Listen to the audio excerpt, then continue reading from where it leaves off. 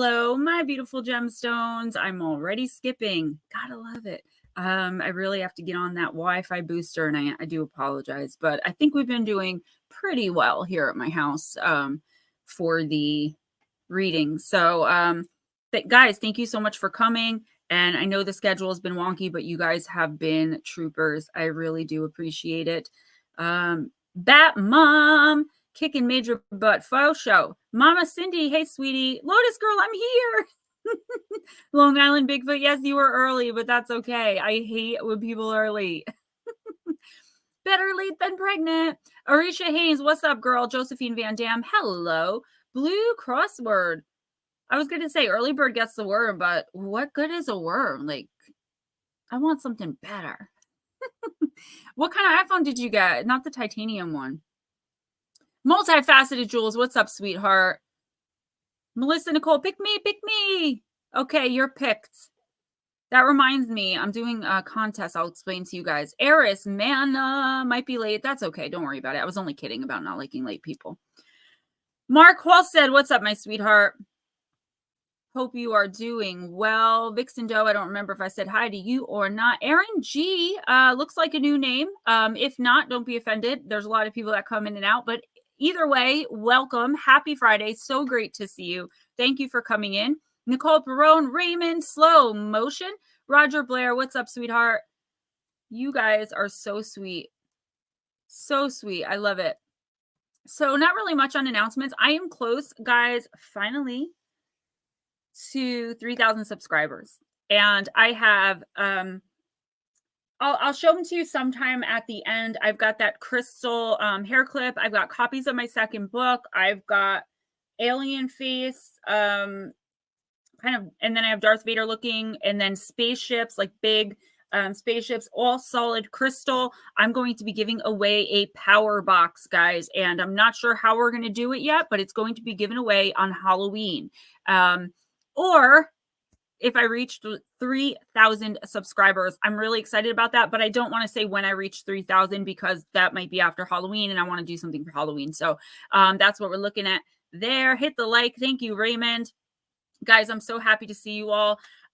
Let's just bring in Ghost Dragons and get started. Thank you guys, by the way, for supporting the shorts so much. They've been getting so many more views, a lot more trolling, but it's like funny trolling. So it is what it is. And I guess that just means more people are seeing my content. You know, I am not for everyone. Everyone who became channel members, thank you so much. I am taking care of that, slowly working on it. I'm trying to get special emojis for you guys and little stickers and stuff. So it is happening. Also in the box will be a pair of these gorgeous hippy dippy gnome earrings and maybe some Halloween gnomes too. I mean, who knows? I got a little vampire guy right here that I'm giving away in the box. So I'll think of, you guys know, I'll do an easy way to win. I don't make you guys jump through hoops or anything like that. Last night was the full moon. I almost forgot if it wasn't for New England Dirt Roadie because I'm frazzled. Paranormal Pixie, what's up, sweetheart? Here he is, the man of the hour. I pulled him in while he's totally distracted. Hi, everybody. How you doing? I'm feeling good. Things are done. I'm feeling 100%. I'm ready to rock and roll. Yes. Look at that smile. I love it. Lotus Girl, I did ask people to go and at least 5-star you because that lunatic did a lot of damage. I didn't get to hear a lot of your voice texts yet, but I did ask you guys to communicate with me that way. It's better, and I will get to them. Tomorrow I have to invoice my company, and then that means, you know, to get paid on Sundays. So that means I'm like catching up on all the work I didn't catch up on so that I can give them a proper invoice. Haven't watched me in a long time. Nice. Love you too. That is very cool. Lotus Girl said she's watching Clickbait. Is that on YouTube or is it like, what is that?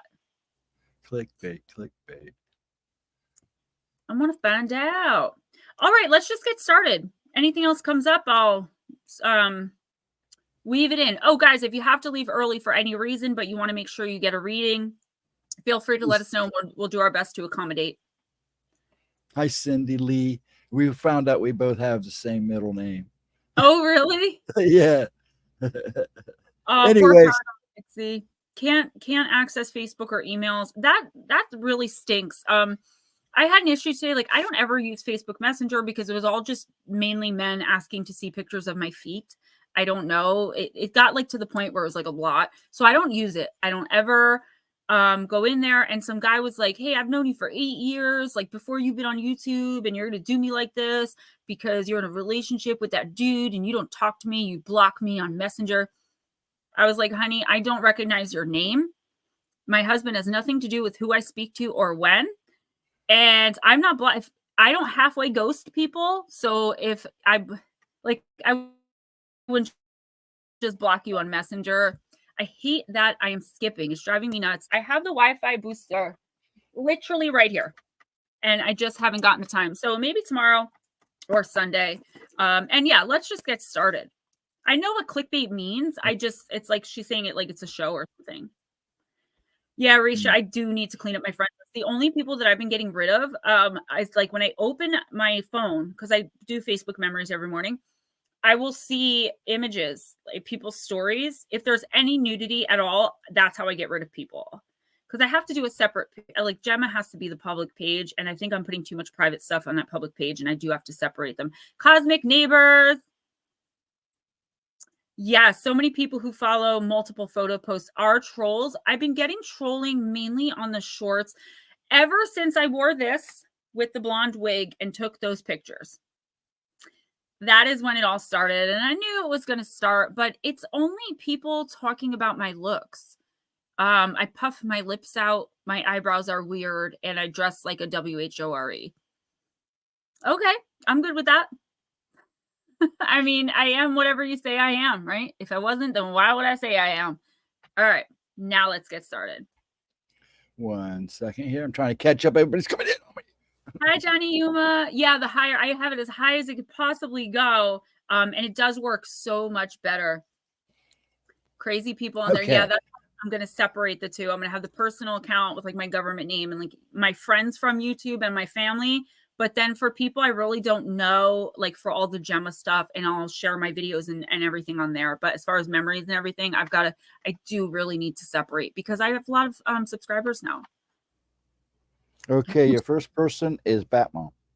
A shoe watching creeper. I love it. Batmom, we're going to use the Oracle of the Divine Circus. Eminem quote, yes, ma'am. I'm mad at Eminem right now because he's being like a baby about some things, but I do love his music. Arisha, no, I didn't get. No, I have to check. I'll have to check again, but I don't think so because if I did, I would have saved it. I probably don't Blue Crossroads, because like most other people, some people like you have that, experience about you. And it's not that I don't have life experience or like street experience, but I always go at people thinking that they have the same heart and mind as I do. So I go in trusting. Do you know what I'm saying? And I know that I shouldn't do that. And what is up? Jersey sis. Oh, new is up. Great. This weekend, I'm going to be purchasing for multiple members of my family. They're going to give me the money and I'm going to purchase it because they don't shop online. I know. I'm so excited about the new black shirts. What's up, Dogman UK man? My mom was really excited about them too. She's like, girl, I want one. She already paid me. I just have to order it. And RJ was freaking out about his. Arisha, thank you so much for that. And I was so surprised by the hoodie. I cannot wait to wear it. I'm going to wear it to my doctor on Monday. Repping the merch. Okay. Batmom. You got Secret of Shinobi. Jules, never apologize for your energy. As long as you're not feeding off of anyone, we're good with it. Yeah, Raymond, a lot of people say that a lot of people lately that I've been watching, I watch a lot of psychologists on YouTube who talk about narcissism and toxicity in relationships. And all of them are saying you kind of have to now in 2023, if you're an empath or a light worker or even like normal human beings, you should always expect that someone is a narcissist or at least that they have bad intentions until they prove themselves right. And I don't want to do that. But at the same time, I do find myself being like, is this person honest? Does this person really like me? What does this person want from me? All right. Nope, that would be card number 10. So Batmom, thank you, Mark. It's not Bat Mom. I don't know if it's you. I'm also buffering. So guys, let me know if you can't hear me, okay? Because it looks like it's super low. I may have to go around and turn off all the Wi-Fis. All right, Bat Mom, this ninja goddess brings you a message. Sometimes being less visible, less transparent, less quote unquote seen for a time can be helpful. It doesn't mean being dishonest or deceptive, but it does mean keeping your intentions and your truths to yourself until you see the best way to attain your goals. In fact, the best way to attain your goals might be more of the iron fist and a velvet glove approach. You might find that gentle persuasion works far better than direct confrontation, which can unintentionally inflame a situation and trigger defensive reactions in others instead of finding a way to bring resolution. If you have been frustrated that you're not breaking through into a more prominent position or not being seen or heard as clearly as you would like, don't worry. That will pass and you'll be given your time to stand up and be seen at the right time. For now, at least, you can move more freely without obstruction, jealousy, competition, or sabotage if you keep your private affairs very, very private indeed. What's up, Eric? Anyone else that came in? When it's time to show your hand and to reveal your intentions and speak more openly and publicly about what has been gestating, you'll know it. But for now, let things come together away from prying eyes. Just for now, Bat Mom, it's time for you to keep a secret. Yeah, I definitely feel like there's a couple things going on here. So the first thing that popped into my head, like immediately, was make them think it's their idea. You are trying to persuade someone to do something or not to do something. But the only way the universe is going to allow that to happen and kind of help you out a little bit is if you do it in such a way that like they come to you as though it were their idea. I'll just give you a silly example. You're trying to get someone to quit their job and come work for you. Trying to persuade them in some way, it's like it's just not going to work right now. So what you have to do is make the new job sound so good that this person's like, oh, I have an idea. Why don't I quit my job and come work for you? Another thing I'm seeing here, Bat Mom, is keep your cards really close to your vest or your chest. There's someone in your orbit who's not really sure which side of the fence they stand on. So while you're sitting there talking to this person about your plans and discussing things with them, they are actually contemplating going and telling the other person who it involves, right? So somebody in your orbit, maybe multiple somebodies, but specifically one person cannot keep a secret. All right. And that is a big deal because you have a lot going on where it's like, it's high stakes. I'm seeing like a poker, lots of chips, high stakes, high stakes. There's a high stakes situation right now that you're involved in and you're kind of taking on into your energy. And someone you think is working with you, it's not that they're really working against you. It's just that they're like kind of indifferent one way or another. Okay. So watch who you put your trust into specifically when talking about this particular situation. Infinite Psychosis. So good to see you. Okay. You ready? Cindy Norris. Thank you, Dog Man. Yeah, I'm proud of it. I am very proud of this channel, of this stream particularly. Yeah, maybe she can start giving me something more than waffle sandwiches. Mama Cindy, I'm using the Seeker Oracle, and your card just fell out, so give me a sec. I was going to wear my purple hairpiece instead of the blue, guys, but it was like all knotted up and weird. So I got to fix that faux show, and I got a new really cute blue one too. Okay, Roger. If you come back, just let me know. I'll put you on hold just in case. I'm trying to go to 11 tonight, so I'll do the best I can. Just come back. Mama Cindy, you got Set It Free.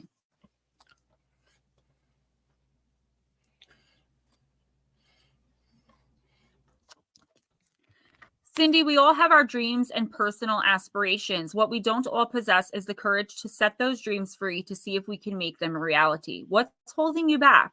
Are you afraid of being judged and laughed at, or are you scared of how you'll feel or be regarded if you try and then fail? Beautiful soul, don't waste any more time on fictional fears with no foundation. Life is too short to allow them to become obstacles in your path to happiness. It's time to put your fears and doubts aside, set your intention, voice your desires, even if only in your own hearing, and set your dream free. Set it free and allow it to fly on silent wings to great heights and come back to you when it's time for your dream to manifest. Understand that this moment is a beginning. This is your opportunity to set your intentions and make a wish, but it is also a promise that you're going to do more than just wish. It's time for you to make a commitment and dedicate yourself to what may become an amazing personal quest that teaches you some life-changing lessons along the way. So, Mama Cindy, this is not saying give up on your dream for a little bit.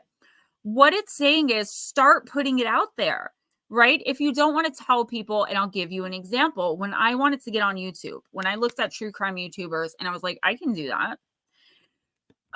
Everybody was against it. Everyone mocked me. Everyone told me I was dumb. A lot of people told me I was going to be scammed. I was told it was a waste of time, and I'm 3 years in right now.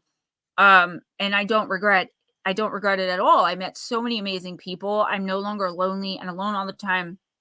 I found my soul family and my soul tribe. But if I hadn't just said, you know what, I'm just going to do it, and that's it. And I don't care who watches, I'm doing this for me. This never would have happened. And that's what the universe is asking you for, Mama Cindy. The universe is saying, dream for you and dream big, and understand that it can become more than a dream if you put your mind to it and stop listening to people who doubt you. There's always going to be someone who doubts you. There's always going to be someone who has something to say. If you've been doing anything for yourself on the back burner for a while, the universe is saying no matter what it is time for you to step up to the plate and start putting all the work in, as though you were like the person you love most in the world. Think of them. Now think of if you had the opportunity to give them everything they've ever wanted. Would you do it? In a heartbeat. Do it for yourself. Love yourself that much.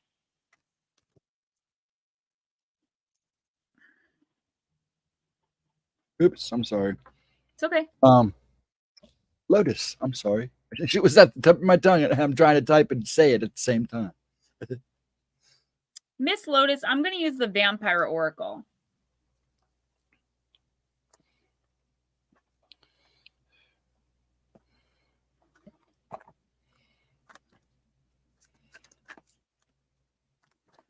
Oh, yeah.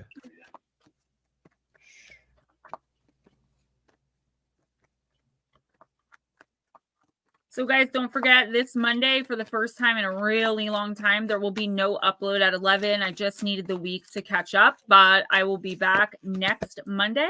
Is that October 9th? Columbus Day, which is also Damien's 19th birthday. I'll be there celebrating with him, but there will be an upload then. I'm not sure what it will be yet. I sure will. Okay, Lotus Girl, you got nobility. Card number 42. It is the card of honor, high standards, and idealistic. Oh, thank you, Paranormal Highway. My look changes a lot. I know. That's one of the things I get trolled on the most, but I'm happy. So I do appreciate it, though. Thank you. Thank you, everybody. I will let him know y'all are wishing him a happy birthday. Lotus Girl, there is something within you that we, the vampires, can recognize at this moment. We want you to now focus on it, recognize it, and acknowledge it. You have nobility. People, humans that is, are so often confused by this world, feeling one must be from an old or aristocratic family to have any noble blood within them. Vampires have had aristocratic origins. You have shown nobility of spirit and action, and you have behaved in a manner which has drawn our attention. We wish to encourage you to behave in these noble ways more often. Nobility is a sense of innate virtue, or being able to do what is best and right within circumstances that would have been easier had we simply fallen into step with the prevailing thinking. You've helped the helpless. You've protected one who is weaker. You've spoken for the voiceless. You have been virtuous with no thought of reward, but this is the reward you didn't ask for but deserve anyway. For you are as a knight or lady in the most chivalrous of tales, and you have lived with grace and are becoming a more refined being with every day that passes. Vampires, when we have learned to live beyond our instincts our new nature gives us, can be noble creatures too, and we must fiercely fight to become so. And so we, who have lived according to a code of nobility, wish to honor you now and say you have done well. Accept this acknowledgement and know that the good deeds you have done so selflessly will ripple out into the world and make changes you may never see, but your soul will know you had made all the difference to one who was helpless and to whom you gave your aid. We honor you, noble lady. Blessing, this is a wonderful opportunity to do the very best you can, which in turn will shift your vibration and attract wonderful new opportunities with honorable people to you. Curse, if you deny the nobility within you, it will become easy to go for the lowest option again and again. This will sully your soul. Working with this card's presence, you are asked to tune into that part of yourself that some call the higher self. You are being asked to do the right thing and do the best thing, even if it's not the most advantageous or the easiest thing. You're also being asked for a time to be of service and assistance for others and to give. So that's right where you're at. I mean, you're always doing something for someone less fortunate or some critter that stumbled into your path. I believe this is the universe honoring you and telling you to continue in the direction you're going, even if it seems like everyone else is having their heyday and everyone else is getting things so much quicker and nobody else is struggling like as much. Like you do go through, we all do, like just absolute hell sometimes, and it's just like one thing after another. The universe is saying, don't, at least not in this moment, don't get tired of doing the right thing, thinking that, you know, it's pointless or it's hopeless, because there's going to be something that you do for someone that you're just going to do, like, just because that's how you are, like you're going to help someone with something or do something. And because of that situation, something's going to come into you that you never expected or dreamed of, that's going to elevate you in status, and with your soul.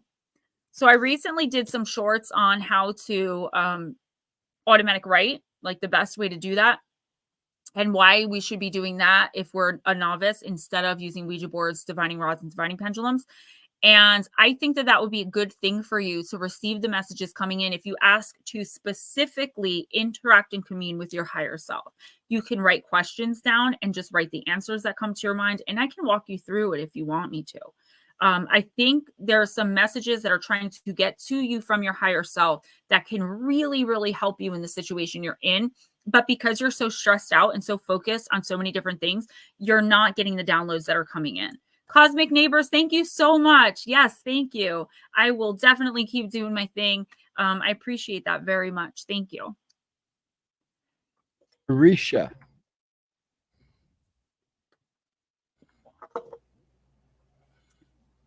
Arisha, I'm going to use Halloween. Still trying to think of what I'm doing for Halloween. Oh, Blue Crossroads, really? Nice. I'm digging it. I know, Lotus Girl, I know. And I know that physically you're taking on a lot too. And remember, guys, we can clear our energy all day with Sage and Palo. We can meditate for hours every day or do whatever it is. But if our frame of reference and frame of mind isn't entangled in positivity and having faith that the universe has got our back, that everything happening, no matter how terrible and horrible and crappy it is happening to eventually work out in our best interest, we're never going to be fully aligned. Now, is it possible to think positive all the time and never, no, of course not. But when you catch yourself thinking, why me? Or, those thoughts that are bound to come because we're humans and we have human brains that we use like 8% of or something like that. Try to switch it to something positive the best that you can. And believe it or not, training your mind to think positively is actually the most advantageous thing you can do to become spiritually aligned and stay that way, even more so than meditating, communing, and clearing. Your frame of mind is the most important thing in manifesting your own reality.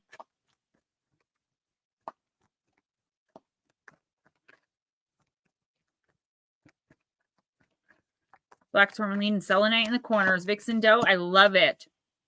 Halloween's your birthday, that's right. Potty training in the new puppy. Oh, I'm so happy you got it. Yay. I like that you listened to the cards, whether you would have got it or not. I like to think that the universe had a little something to do with it. Hangry?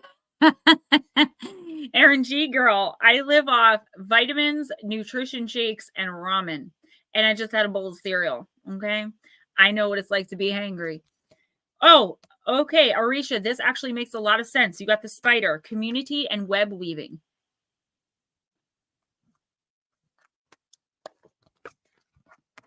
She spins her silk alone in the dark with hope of collection, sticky with dreams, weaving the world a wide web of connection. Masses of sticky spiderwebs make any Halloween decorations complete. The idea of a haunted house covered in the artwork of a big hairy spider is classic horror. Even those of us who appreciate our 8-legged friends still hurriedly brush off these stealthy webs if we run into them in the dark. Although most spiders are not venomous, humans have had an innate fear of them, and I've talked so many times about why that is. Perhaps it's the fangs or the poison. Perhaps it's all those legs and the way they move. Perhaps it's where they live, often in dark, hidden places, or the way our Western popular culture has demonized them by making them giant, fierce, and man-eating. There is actually a planet in our universe with giant man-eating spiders, and they are very warmongering. They don't come to Earth often. Some people have caught them on video. I think like 2 out of like 10 videos I've seen have been authentic. And what happens is our soul memory remembers when these beings overtook us while we were living in different places and different galaxies and different planets. And our innate fear of spiders, for the most part, I know not everyone is afraid of them, but our innate fear of spiders comes from our soul memory of being attacked and or overtaken by the extraterrestrial species of them.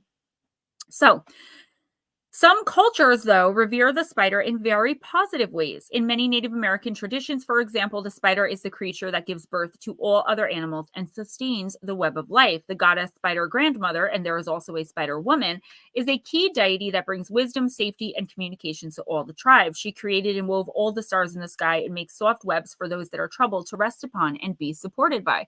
Oh, Casey, thank you so much. So good to see you. I'm really not sure.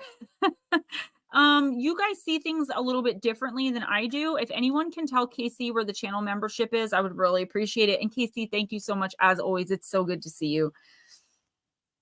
Arisha, spiders' webs can be seen as a symbol of connection, not necessarily entrapment. There's a fine line sometimes between a family or community supporting us and controlling us. This card looks at this discernment. It also suggests you review the way you communicate with the wider community at work or generally with others and take steps to improve this or do it slightly differently. It also indicates that there needs to be a balance between what you do for yourself and what you do for others. If we give too much to the outside, our strength diminishes and we cannot weave the supporting web for ourselves. So,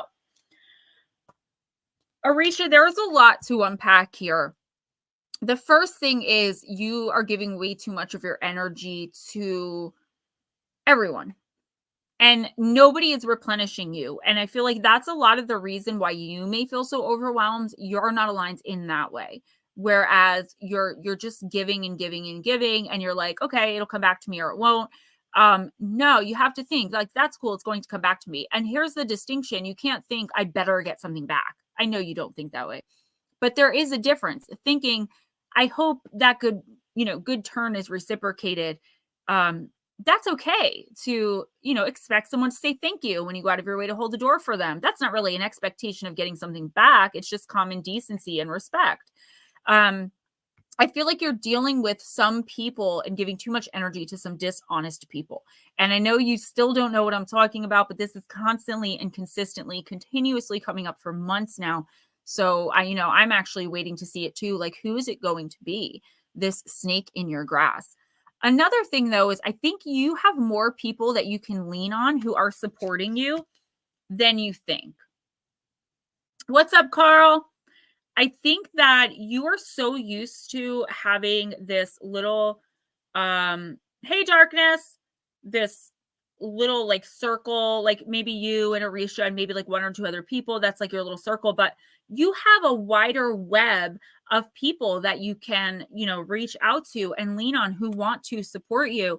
But I feel like that makes you nervous. Like, you're not as trusting as most people. You've been hurt a lot. And like, that's okay. It's okay to be that way. But the universe is saying there are people in your life now who could really help you a lot and offer you great opportunities going forward. But you have to be the one to reach out. So you have to be the one to reach out and maybe focus on some self-love, some self-care, and understand that that's not selfish. It's okay to take a day off. It's okay to take a break. And you don't have to explain yourself to anyone. I mean, I feel like, I don't know why I'm getting this energy of like somebody trying to make you feel bad for doing something for yourself. And it's not even like a big thing I see you doing. Like maybe it's like taking a bath or something like that. Just stand up for yourself. You can completely ignore it or address it and be like, listen, I didn't ask for your permission. This is what I'm doing. Thanks. Shuffle, split in 3, and draw. Yeah, I'm not doing full personals, and also this is Oracle, not Tarot, but you got the idea. Who's next? Josephine. Miss Josephine.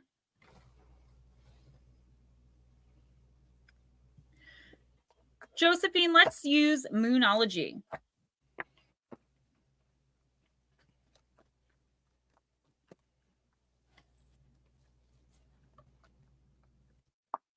Blue Crossroads, that's the spirit. I feel the same way. Like, I don't know. This week was really bad for me, though. Like, I just couldn't handle adulting this week. It was horrific. I couldn't catch up. I couldn't keep up. I couldn't, like, nothing I did felt right. It was just a bad week. And I get those sometimes. I'm kind of glad I took off scripting and editing for the pre-recorded. That's like the first time in a year at least that I missed that recording, but I needed it. All right, Miss Josephine. Casey, I will check into it as soon as I take a break. Because like I said, I don't see things the same way you guys do because I'm the channel creator. But I could get in there and look at how you guys see it and show you where it is. Oh, thank you guys. Thank you, Mark. Remember, guys, too, if you hear a message that no, Jules, you didn't. If you hear a message that resonates with you, even if it's not your turn, please take that message and utilize it in your life because that means you were meant to hear it at this time, even if it doesn't have your name on it. Buy stickers, not membership. Casey, I'll take care of it. Either way, I'll find it because it would be good to know like where I can direct people to do that. It's okay. If you are you on a phone or are you on your laptop? Because if you're on a regular like laptop PC, you'll see Gemma's name, then you'll see subscribe. It should be right in the middle there. Between my name and subscribe. Right. Yeah, Blue Crossroads, I feel like we can hope for the future and we can plan for the future, but while we're doing that, we still have to live in the now. But I think that's scary for a lot of people because living in the now means it could bring in opportunity that's going to spoil our idea of what our future is going to be like, right? And I think that's a lot of the issue for a lot of people.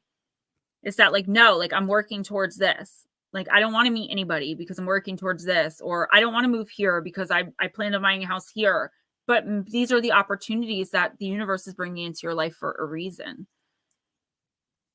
Everything and everyone serves their purpose.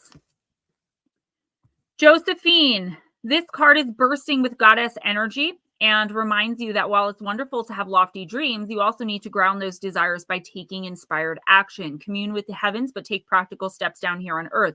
Draw down the energies of the divine by doing something as seemingly trivial as making a bullet point list of what you need to do to manifest your dreams into reality.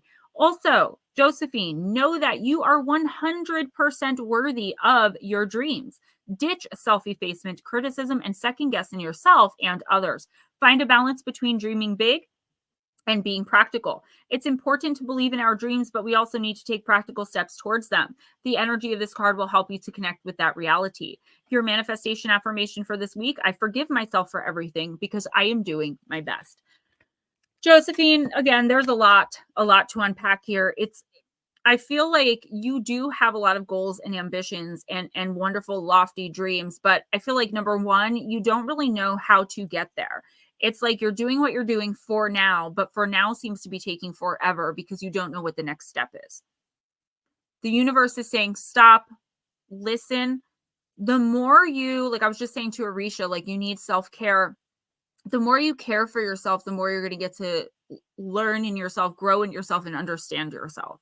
The closer you get to self is the closer you get to soul. And then you're going to understand why you were stuck in this rut for so long, why you quote unquote wasted so much time with this person in that situation, with that relationship, whatever the case may be. And that's when you're going to be able to move forward. Take inspired action, but take inspired action internally first and figure out like, where do you see yourself in 5 years? Where do you see yourself in 10 years? what are the steps? Like for me, the way my mind works, I have to literally write things out step by step. Like the other day, I couldn't put together a 3D Lego car about this big for my son because the directions just showed me what to do. They didn't write it out. So I got halfway done and I couldn't figure it out anymore. Even by looking at it, put this piece that looks like this here. I needed it to say, take this piece, put in this piece. Like I needed it. And sometimes we need to do that when thinking about our future. When thinking about where we want to go next. And changing it from the inside out means a lot of self-reflection and a lot of change in every single area of our life.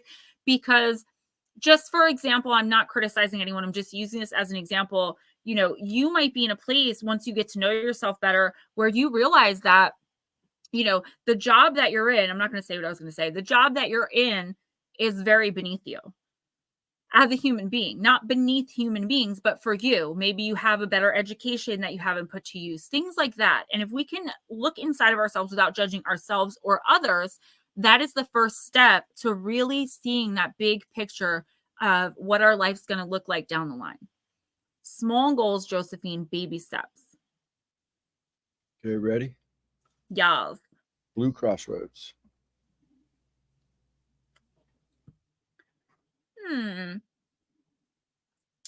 Blue Crossroads. I'm going to use Halloween.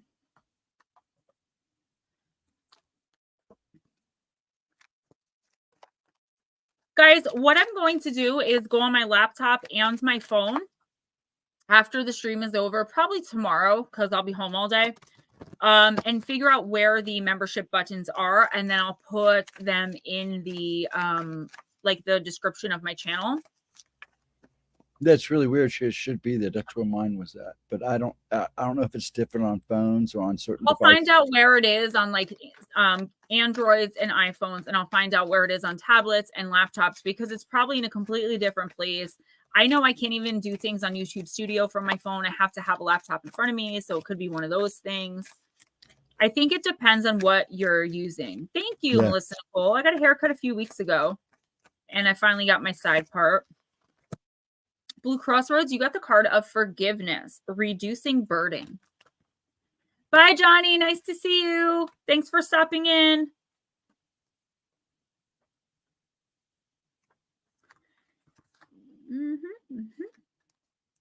A wrong is done, consequences you cannot deny, but to hold a grudge is to drink poison and think that the other person will die. Being a cold season festival, Halloween is the perfect time to pause and think about how things actually are in our lives and what heavy burdens we do not wish to carry through these harder, leaner times. Some of this heavy heartedness may relate to old relationships or grievances. Some may relate to negative feelings we hold on to tightly about others and even a lack of compassion for the quote-unquote mistakes we ourselves have made. It is said that it takes a big person to apologize, but in many ways, it takes an even bigger person to forgive. When we hold grudges, the negative energy is incredibly toxic. It's like drinking a poison and expecting the other unforgiven person to die. Whilst we may harbor feelings of revenge, and to be honest, it feels good for a little bit to do that, it's important that we must move those feelings along to forgiveness and release as soon as possible for our own health and well-being. If you have chosen this card, Blue Crossroads, think about who it is that you could be forgiving, and that includes yourself.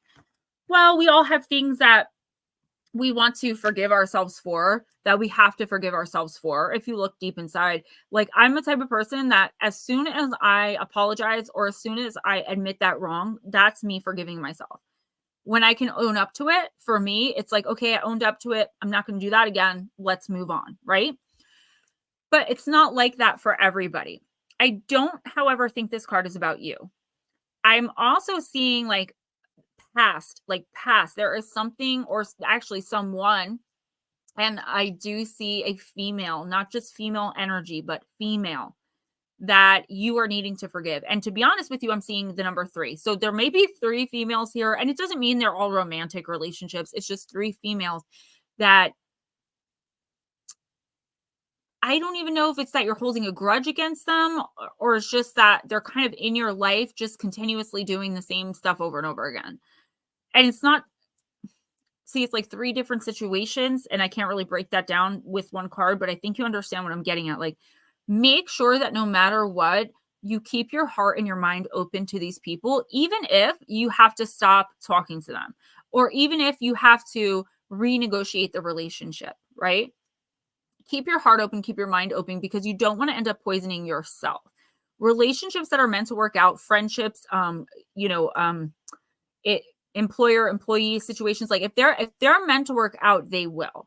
The only thing you can do is be who you are, keep an honest mind and an open heart, and go from there. And you've done your job. If you have people in your life that are not doing their job as your friend, as your lover, as your boss, whatever the case may be, that is not on you. That's not for you to take on. That's their stuff. But if it's causing you any pain or, causing you to stress, if it's messing with your energy in any type of way, then yes, you do need to talk to them about it, or just move on from it. Okay, multi-Jules. What happened there, Jules? What'd you do to Cosmic Neighbor? What happened? She timed him out for whatever time. No. But Jules, you're next, hon. Is And he you're back? Not yet. Ugh. Give him a minute.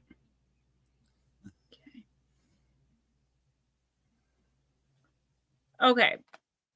I'm sorry. Is it Jules? Mm-hmm. Jules, I'm going to use Magic of You. Close live chat, and the join button is between Gemma's name and the black bell. Okay. So it's the live chat, maybe? I hope Cosmic Neighbors comes back in, though. Because they're new. They're newer to the chat. And Yeah, they're newer. It happens. Cosmic Neighbors, if you're listening, yeah, it was an accident. Hopefully you'll be understanding. Guys, thank you so much for figuring that out.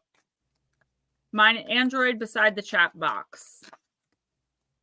It's so confusing. They should just be all in one. Jules, are you serious? Fractured 4 teeth on a Jolly Rancher? A jelly Jolly Rancher?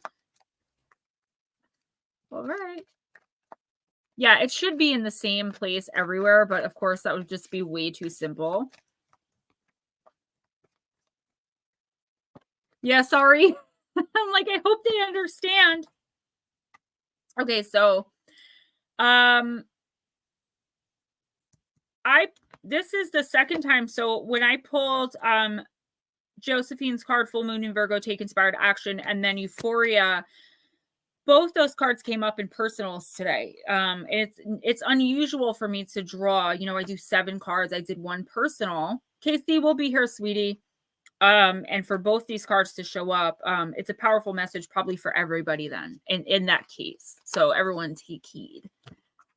The white goddess with the feathered snake / swan countenance represents the sacred fusion of air and death, divine inspiration bonded with earthly tangibility. There is a sensual aspect to this card. It is now your duty to honor your physical self in an exalted way. Have you been abusing your body, poor eating, excess of toxic substances, and dragging yourself through workouts you don't enjoy? That's punishing yourself, Jules, not celebrating. Black Dragon, hi!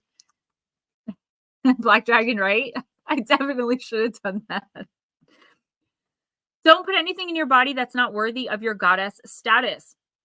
Quality over quantity is the key at this time. Awaken to your sacred self. Be selective about who you allow in physical proximity to you. In matters of sex and sensuality, don't share your sacred self with someone who's not worthy of you or does not treat you in an honorable and respectable way.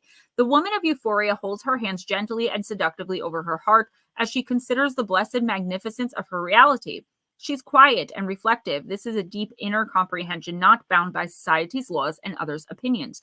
Inside, she's infinite, and her physical form is the gateway.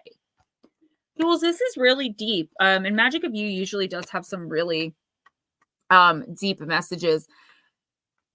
I feel like what the universe is trying to tell you, Jules, is, same thing week after week. You have to focus more on yourself and stop allowing people to abuse you. Now, I'm not saying when I say addict, I don't necessarily mean drug addict or alcoholic. And I think that's the first place people's mind go to, which is why I don't like using the word. However, it came up in the card. If you find yourself seeking the devil in tarot, right? Addictive substances, toxicity, constantly allowing toxic people back in and things like that, that means you are way out of whack. Okay. You're out of alignment. And I feel like something really bad could happen with you letting the wrong person in. And I'm seeing that literally as in you are opening the door, like the physical door to your house and letting someone in, and then that person becoming abusive. I usually don't see scenes like that unless it's like acting something out. Please be very careful who you allow into your home, who you allow into your life at this time. The universe wants you to stay very focused on you, even if that means putting yourself in isolation for a little while. Now, if you've been in isolation for a little while, it's the exact opposite. You got to get out. Protect yourself spiritually, just like you would, you know, I'm just saying, maybe you don't, but use an umbrella in a rainstorm, or, you know, wear a hat when it snows, or snow boots. Like, just like you protect your body from the elements, we also have to always be mindful of protecting our spiritual selves from the spiritual attacks of other people, especially when these entities that are attached to these other people seeing true spirits. Okay, several addiction demons. So these other entities are going to be attracted to those entities, which is why this is coming in. Okay, because no matter how many addictions, compulsions, and things like that you have, you still are a light worker, which means you're always going to shine brighter. And that's like asking someone, you know, I know not everyone likes strawberries, but like, do you want this fresh strawberry with whipped cream on top, or do you want this rotten green one that, you know, has been sitting here for 6 weeks? Casey, yay! Thank you. Thank you so much. And I am actively working on memberships, guys. I'm going to get you guys the coolest stuff. I promise. I just appreciate it so much. It just looks so cool. And believe it or not, I've waited a really long time to start memberships. I could have started them over a year ago, but someone kept saying, yes, I'm going to help you. Just give me a little time. Yes, I'm going to help you. Yes, I'm going to help you. And I do that a lot and I get caught up. But after a year, I was like, okay, maybe I should just start them and then work with the gemstones to see what I can do, because Patreon still has me locked out. I get the money, but I can never get in to post anything. I might have to start a whole new one. Smoochie! So, Jules, yeah, be very mindful. And I feel like you should be, okay, so that's a major issue. And thank you for clarifying, because that's probably why this card came up too. You cannot in the next 2 weeks, okay? And I mean this with all seriousness and from the bottom of my heart. Do not allow anyone you don't know, even if they're introduced by someone you trust, into your home.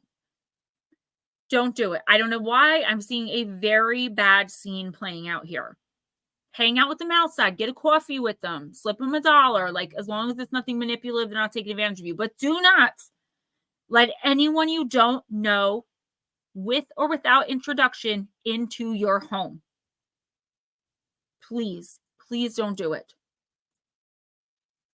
So, yeah, this past week, I mean, I'm usually like late to getting back to text messages, responding to voice text, but this past week, I kind of just took off from everything. And I wasn't doing it to be rude or to be mean or to blow anyone off or to hurt anyone's feelings. The fact of the matter is, I really was feeling overwhelmed. And you have to remember, I spent basically since 2012 alone. Like, and I don't mean like with some people around sometimes, I mean alone. Like, my first response when I was upset was never to call anybody. I didn't talk to anyone on the phone. The only time I saw people was to get my stuff, to drop stuff off, my stuff, or to get a ride to go get my stuff or drop stuff off. Like, that was my life for years and years and years. So now sometimes I just need to disconnect from everything and everyone. Like, I have enough spirit around at all times, you know? So if any of y'all are waiting for me, trust that I do save the messages. And then I'll get back to them as soon as I can. And I'm hoping to be able to do that this weekend. Who's next after Miss Jewel? Eris Mana. Hit that subscribe like it's still your money. So my 5-year-old says to me, Mom, you owe me $4. Remember, from grandma's? This kid has so much money. I'm like, oh yeah, I do. So I give him $6 because I owed him the $4 because we had made a bet and my mom gave me $2 to give him for his bank. I give him the $6 and he grabs it and he's like, that's right, because messing with my money is like messing with my emotions. That's what I always say. So I guess that's where he got it from.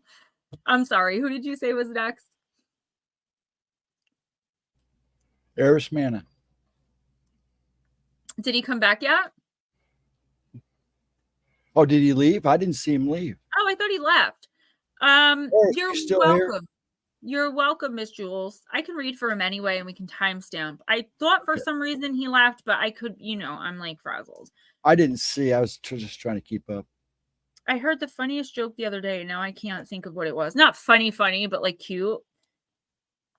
I think I've told it before. How do you get a tissue to dance? You put a little boogie in it. Total dad joke. Eris, not Aaron, Eris. I am using, Deep, Dark, and Dangerous. I guess this card wants to come out. The Morrigan, the card of sovereignty. Love the Morrigan. Did anyone try out this alcoholic beverage? Well, actually, it's a non-alcoholic beverage that allegedly gets you buzzed, but it doesn't have alcohol. It's like herbal. I don't know. My Suboxone will probably block it anyway. It blocks everything. There's Eris. I'm just about to read for you. Don't forget, guys, if you have to leave early and you want a reading, please let us know. Eris, establish your own realm and domain. You are the queen or king of your own castle, and this means you set boundaries and you set guidelines. Protect your own, protect the earth and her creatures. The Morrigan is a Celtic/Irish goddess and the warrior queen of war, known in modern Ireland as Morrigan. I don't know how to pronounce it. She is the great queen of phantoms and battle. The Morrigan is listed among the Tuatha De Danann. I don't know how to pronounce that either. I'm so horrible. An ancient Celtic mythical race of deities, as one of the daughters of the Irmas and the granddaughter of the god Nuada. The Morrigan has also been described in a triple aspect with three distinct forms called Bab, Macha, and Naima, or Anand. This is why I always say it's Hecate and the Morrigan. They are both triple goddess form, and they are both the three major phases of the moon, the crescent moons, which is the symbol for my Gemma Jade channel. To link her with the completely separate entity of Morgan Le Fay is incorrect, although they are both dark and strong battle goddesses. As a matter of fact, when Special K comes in, I have to ask her about doing the banner for my channel. The Morrigan often appears as a powerful black crow called the Bad Bee and flies over the battlefield to both inspire her own warriors and create havoc and fear among the enemy. She secures the protection of that land itself and the interest of the prosperity of the land and will fight against and punish those who would threaten it. The Morrigan is both a goddess and sometimes the embodiment of the land itself, granting sovereignty to a king to be by her blessing, that is, giving her allegiance in battle, or by having sex with the potential candidate. She is a king or queen maker and well respected among Irish royalty. King or queen maker, which means, she's giving it away to both sides. Elena, what's up, girl? No worries. Never late. You're only late after 10 o'clock. Eris, in one myth, the Morrigan meets the god Dagda on Samhain evening before a battle with an enemy called the Fomorians. Dagda, who is one of Ireland's most powerful gods, enters the agreed field but finds the Morrigan astride a river she has created. She is standing with one foot on either side of the flow, washing herself. He realizes her creative power. They have sex, and the Morrigan assures Dagda that she will summon all the most powerful sorceresses and magicians of the country to cast great magic on his behalf and for his cause and the army of the Tuatha. She promises to destroy the king of the Fomorians.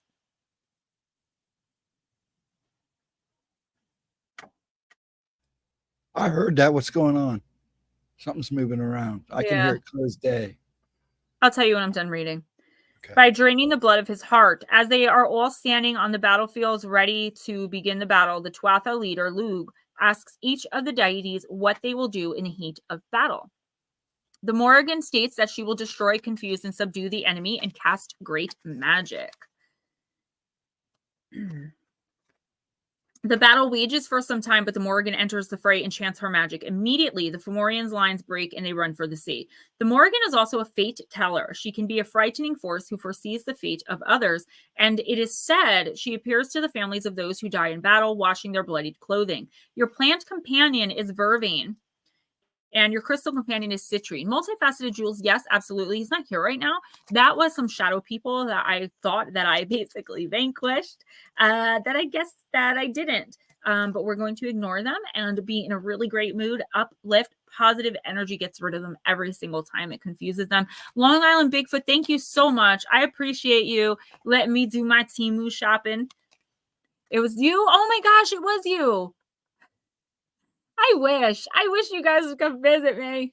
Well, you actually might come visit me, which is cool.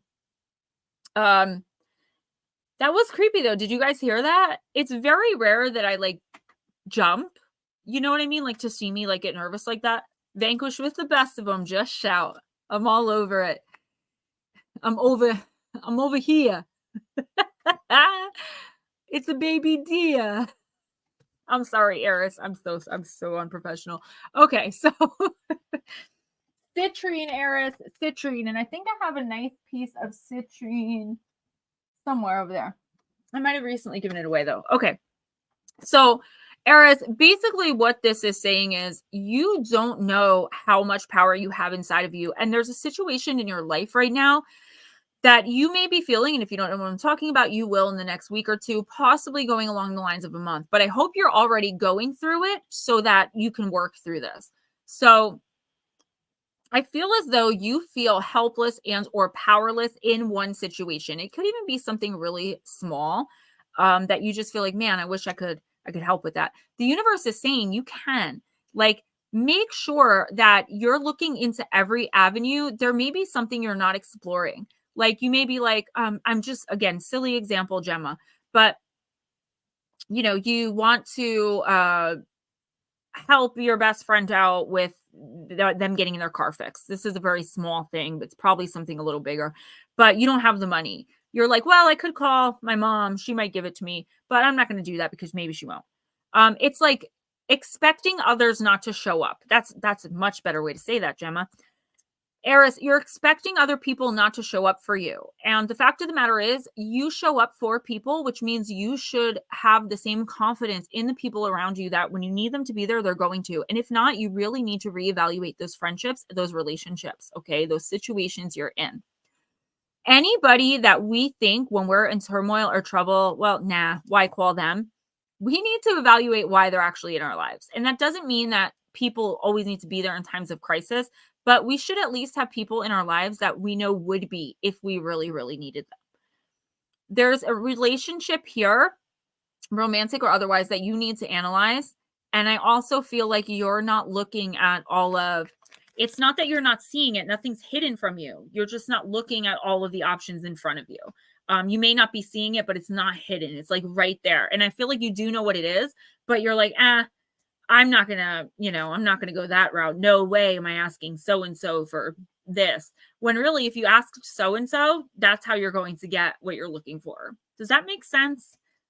There's one or two every week that I'm just, I don't know. I'm not seeing very clearly.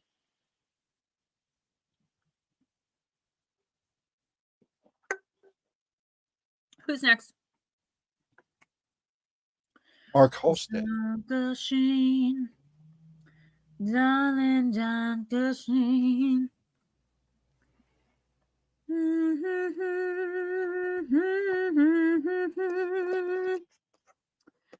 Mark, I'm going to use the human spirits. Oh, I do have a dragon deck out. I didn't realize that. Matter of fact, I'm weaning myself off of Facebook and YouTube.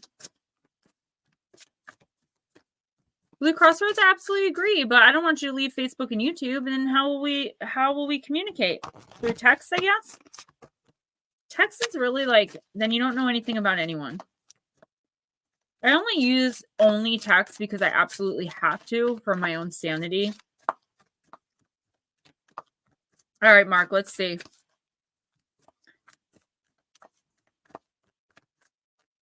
Get down, boogie, oogie, honey.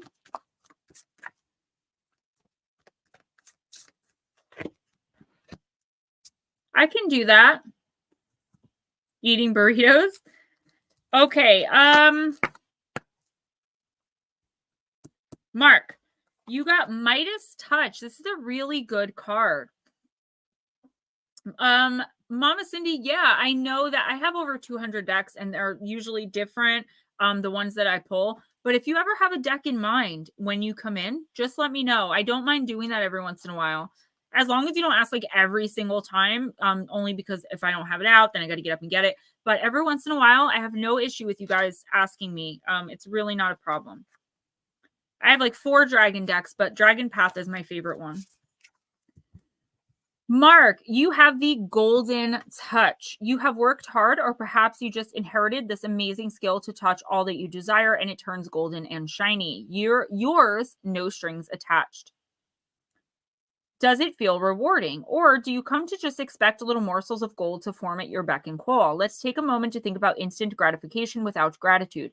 It's important to know your blessings and take a moment to give thanks for them. If you have more than enough, maybe consider donating monthly to your favorite cause. Sprinkle that gold all over the glitter, all over like glitter, and let others have a blessing to give thanks for. Remember that old expression, share the wealth. This is a great time to practice the age-old saying. It will bring you great joy, I promise. This isn't necessarily talking about money, right? It's not telling you to give away your money. Hold on one second. Long Island Bigfoot, I've been weaning Blue Cross Roads back on and all as he weans off. Hopefully he won't notice and just stays. Shh, don't tell him. Oops. Not Blue Cross Roads. He totally meant Ghost Dragons, you know. That's how you spell Ghost Dragons in Gemmaland. Blue Cross Roads. Never mind. Mark. Oh, Mama Cindy, seriously though, if there is a deck, I don't mind. A lot of people actually do that from time to time because I feel like their spirit guides put it in their head. New England Dirt Roadie, there's always time for you. My lovely gemstone. When Dragons comes back, I'm sure he will put you on the list. Mark, I don't necessarily think this is talking about money. I think this is talking about sharing of yourself, right? Your knowledge, your wisdom, your empathy, your emotion, just who you are, not so much as a human being, but as a being. Just being able to open up with someone and be who you are, and that's okay. Forming new friendships that are based on heart center and not either physicality or financial means. This is saying that you have so much to give to someone or several people in your life to teach. I do feel some kind of blockage though of like something that you're not going to, or not that you're not going to, that you don't feel comfortable talking about with everybody you meet. But I feel like there's someone in your life that needs to hear what you have to say. So even if you feel like maybe I might be crossing a line, or oh no, they're not going to believe me that this happens to me, there's something you need to talk about and get off your chest with someone. And it's going to bring you and them closer. And this could be male or female energy, because I'm not talking about romance or anything sexual or sensual. I'm just talking about building a bonded friendship. This is a soul connection. And I do feel you helping someone tremendously by sharing who you are as a being, all of your knowledge and wisdom and sacred power, and them sharing back. And I just feel like now is the time for you to create bonds like this. Your soul family is starting to come into focus. I feel like you had some of them in your life for a while, Mark, and then it's like now they're all gone, but you have other soul family that you contracted to be with on this, in this experience, and to meet at this point in your life. People that you can open up to and talk about things that we talk about in here, or, talk about something maybe you never told anyone or something like that. You know what I'm saying? Now is the time for you. Your soul family is coming. Hilton Whittlewood, welcome. I was just thinking about you because I said quote unquote multiple times already in this stream and you weren't here. Mark Hall said yes. And this is the universe backing you up and saying, you are on the right path. Don't be afraid to speak your mind. Okay. The types of people you're dealing with in your soul family, they're not going to be offended by what you have to say. And in fact, they may need to hear it. So think about it. Think about who it is, because you have several coming in right now. It's not just one person that this is pertaining to. This is several people that you contracted with them to meet at this time. And when you're with your soul family, that's when you're most comfortable. There's no awkwardness, which means open up. Mike is next.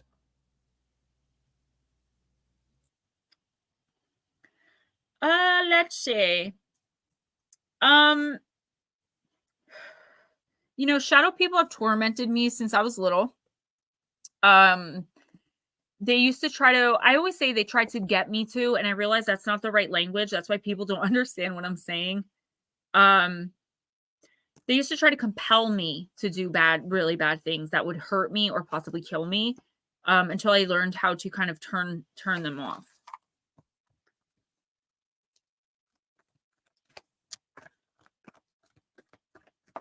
Blue Crossroads, if you're still going to be around off stream, then, that's the right choice for you. And I will support you whichever way you go, obviously. I don't want to lose you from my life completely, though. So I hope you're not talking about just like forgetting about everyone. But I can see why someone would need to take a break from stream every once in a while, or for a while to, if I didn't have a YouTube channel, I probably would have disconnected just from technology a really long time ago. But, my job, I'm very blessed to be able to make money writing and do what I do. Unfortunately, I need the technology. But so Long Island Bigfoot, I am using the Wonderland Oracle. I know you like this deck. Wow, thank you. He likes it so much. In Australia, working for a while. That's a whole other country.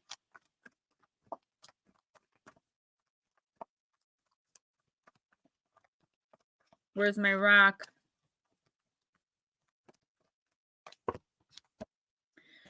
Okay, Long Island Bigfoot, card number 42, mortality. Life is brief, bright, beautiful, and yours to live. And you are definitely living it. I love living vicariously through your woodland adventures. Card number 42. Oh, you did get it in the reverse. This is the Alice deck. I think you like the fairy tale one too. The fairy tale is my favorite artwork out of all of them that I have. All right.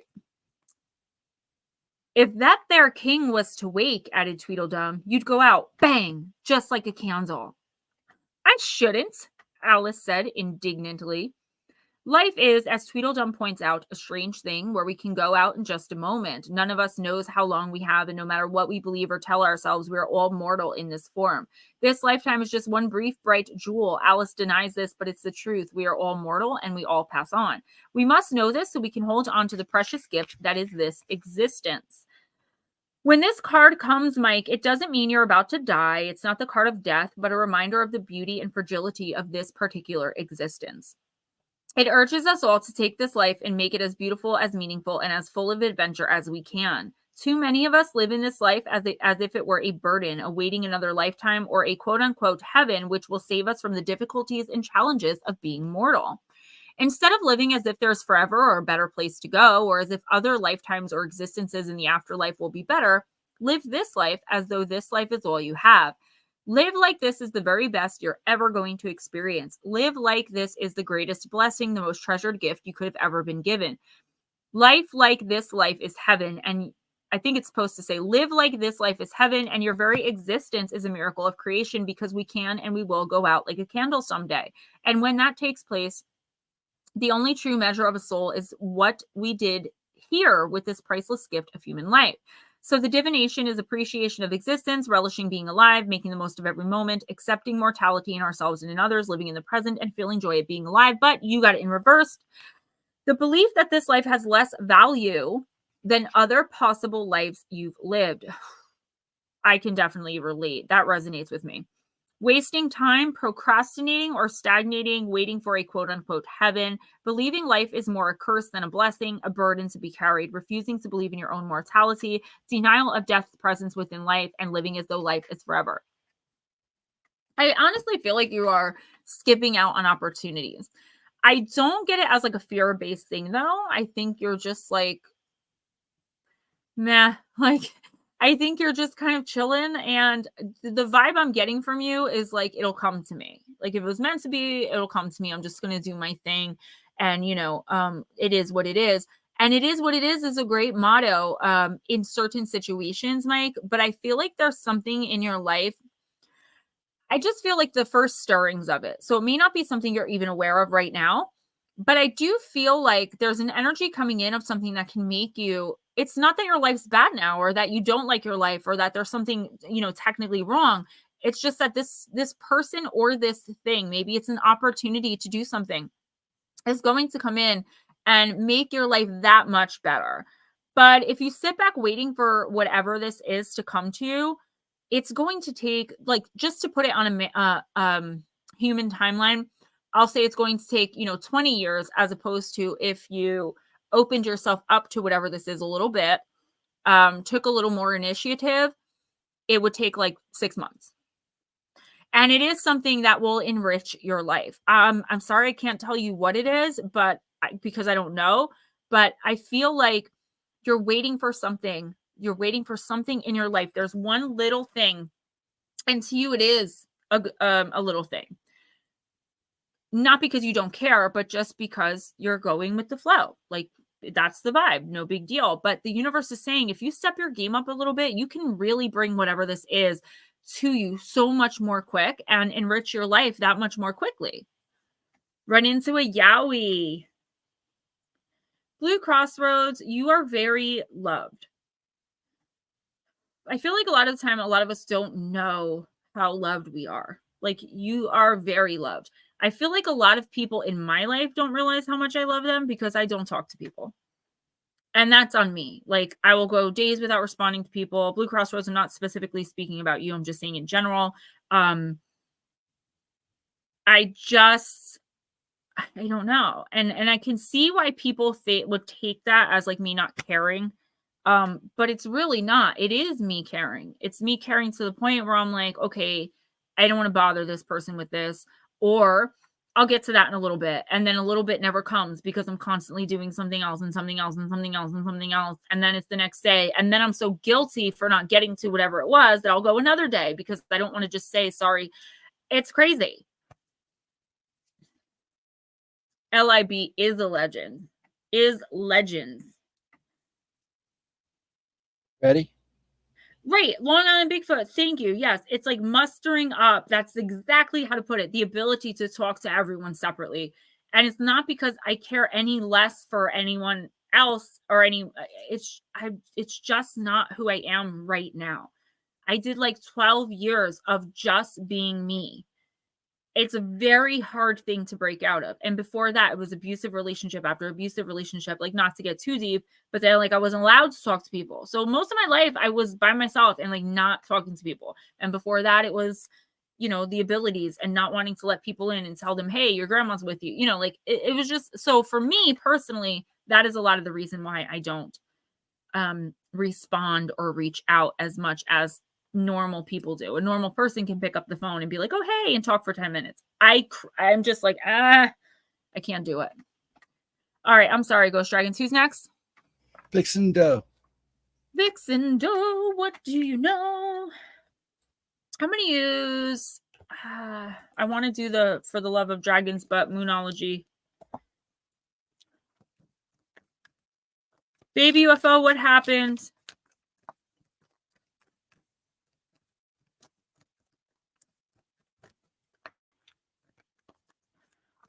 Hey, baby UFO. We've got one more Mercury retrograde coming in December, guys. Yay. I felt like this whole year has been a Mercury retrograde. I have to start doing my manifestation exercises again. I feel like my life has really fallen off track since I've stopped those. And I've stopped them simply because I don't have time. Vixen Doe, last quarter moon in Aries, work through your feelings.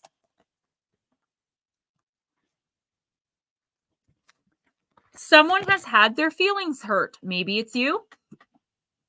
Deal with this upset, especially, but not only if it's on the home front. Whatever is going on right now will go better if you take steps to make sure that no one is feeling like they've been emotionally run over. If you feel like your feelings have been trampled on, it's time to work through them. The ragweed, and clear them. Then you can move towards your goals. It's hard to manifest when hurt feelings are in the way. Relationships, especially with family and or the people you live with, are extra charged now. If someone is riding roughshod over your feelings, don't sulk. When someone upsets you, it's easy to wear your hurt like a badge of honor, but that merely perpetuates the situation. Your manifestation affirmation, Vixen Doe: I now choose to release all of my hurt, and so it is. Yeah, I feel like you may be carrying some old hurts and you know, disruptions to your energy, but I feel like it's like the door is closed. Like, even if you were to go to this person and be like, I forgive you, or you owe me an apology, or go F yourself, whatever the case may be, it's like it's not going to change anything. Whoever this is that you're dealing with, that you do have some hurt feelings over, I feel like for some reason it's like, don't go there, don't go there. That's why, don't go there. It's like the universe does not want you reconciling with this person. The universe doesn't even want you near whoever this is. So the only thing you can do is forgive within your heart and release. And that's really hard to do. But what I try to do when I'm dealing with someone who has perpetually hurt me is, when I'm starting to get really upset, or when I'm starting to like ruminate on things over and over again, I remember how sick that person must be to be able to treat another human being that way. And then I look at them as though they are a sick person. And that makes me feel like, not to the point where I want to help them, because you're not supposed to be around them. All they do is hurt you. But to the point where I'm like, oh, it really had nothing to do with me. They're sick, right? It's like blaming someone with the flu for having a fever. That's kind of how I look at these types of situations. So Vixen Doe, please, you can verbally release whoever this is, whatever this is, and just be like, I forgive so-and-so for doing this. You could write it down, burn it in a fire-safe bowl, and let the ashes blow into the wind. You can meditate on it and see the thoughts coming out of your head and bursting into black smoke. Those are 3 great ways to get rid of pent up anger and like super duper intense emotions. I also did 3 shorts on why we shouldn't be using divination tools, Ouija board, divining rods, divining pendulum, and why we should try automatic writing exercises instead, if y'all want to check those out. I think it would benefit a lot of people in here. Ready? Aaron G. Miss Aaron, I am going to use Dragon Path. Yes, I am working on my triggers. Thank you. That was one of the words I was looking for, but it wouldn't come to me because I had spirit in my ear. To dismantle these emotional traps. And you know what, though? It's better that you're setting the emotional traps for yourself and it's not someone setting them for you, because that actually is, guys, a step in the right direction. Because you can, to use your word, Vixen Doe, you can dismantle them on your own a lot quicker than trying to get somebody who caused the pain in the first place to help you dismantle, like looking for outside validation. I've learned a lot about outside validation in the past few months. Like when I decided to start dressing the way that I wanted to, when I decided to be unique and wear wigs and let my eyebrows flow, it doesn't matter if half of one is missing because I was in a drunken stupor and shaved it off. Like, just to be authentically Gemma and not care, I started getting trolls. But I'll tell you what, I'm a lot happier. I feel so much more comfortable in my own skin. I feel more authentic, which brings more opportunities to me. Yeah, I had 3 parts, Jules, but I don't know why. I might go back and change the name for you guys to make it simpler. There were 3 different titles instead of doing part 1, 2, and 3. And the reason I do that is because if you have a certain word in the title, they demonetize it. And like Ouija board, like there were certain words. So what I will do, and Ghostdragon, can you please make a note? Because I was actually going to do this anyway, and I already forgot, is to put just automatic writing part 1, part 2, part 3. The first one is about how we shouldn't be using, you know, divining tools. And then the other 2 are about how to automatic write. Jules, so much importance to being genuine. Yeah, and it's not like I was being fake. I felt like I was playing dress up.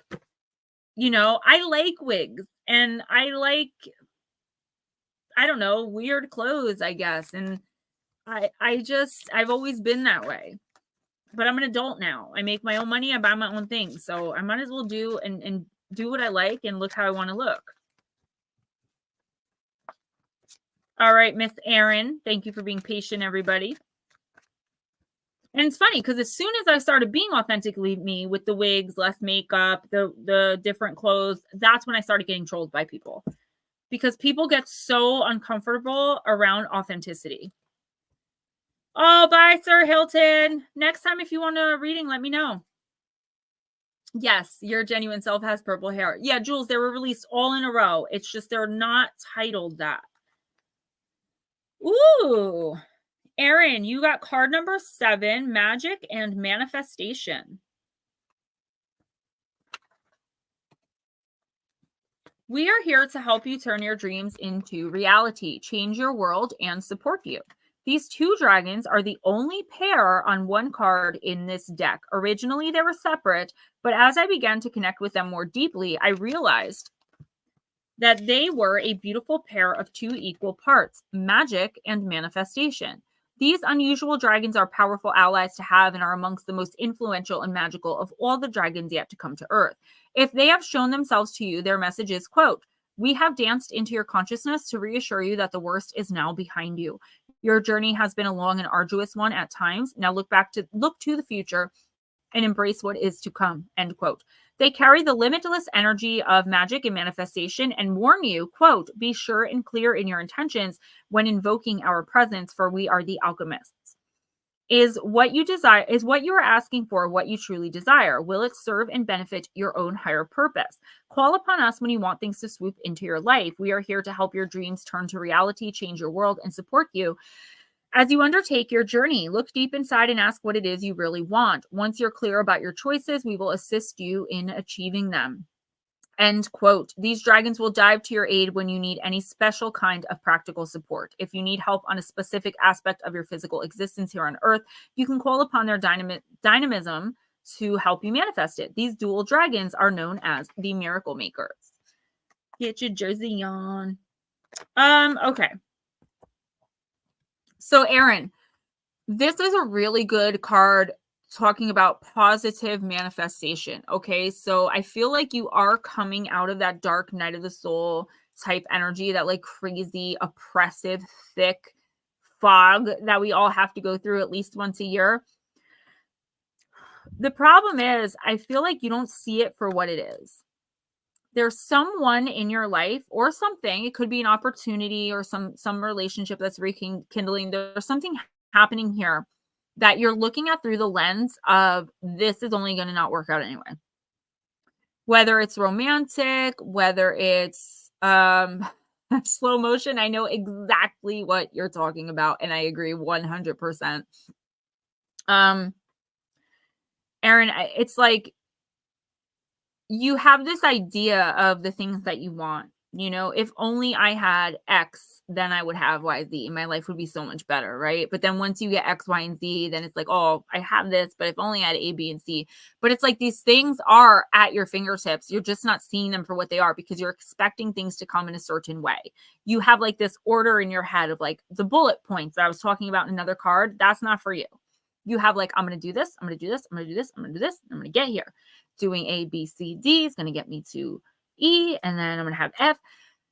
No, it's like going to come all backwards. Like Q and Z are going to come in and bring the reason I'm using the alphabet is because it's scattered. But Erin, what I'm actually talking about is there is some opportunity, some person that has just been brought to your attention, that's been brought into your life. And you're not seeing it for what it is because you're looking at it through a lens of always being disappointed, things never being what they seem, people breaking their promises. And the universe is saying that is not what this is. If someone is offering you something, whether it's love or a job or, you know, whatever the case may be, if it seems too good to be true in the next 2 weeks, it's not. Go for it. Jump on it and understand that, yes, Erin, this was meant for you and it is meant to work out. But if you don't accept this opportunity, or if you turn this person away or turn them down or hold what's happened to you in your past against them, thinking they're going to be just like everyone else with whatever this is, then you are going to lose out on a major life goal that you have charted in. This is really, really big, Erin. So please take it to heart and really think about it. Who are you turning away from? What are you turning down? If there's nothing yet, good, because that means when it comes in, you're immediately going to be like, oh, I remember Gemma said that this crazy opportunity that seems too good to be true, I should just take it, and then you'll grab it.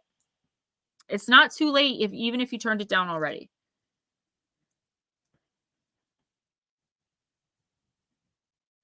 Okay. I don't think you're being sad or negative. I think you're being awesome. Who's next, Ghosty? Next is Melissa Nicole. Okay.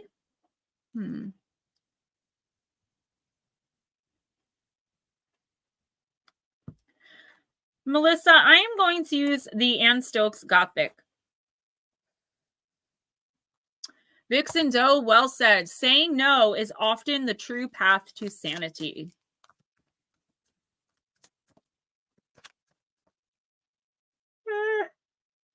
I'm not yawning because I'm bored.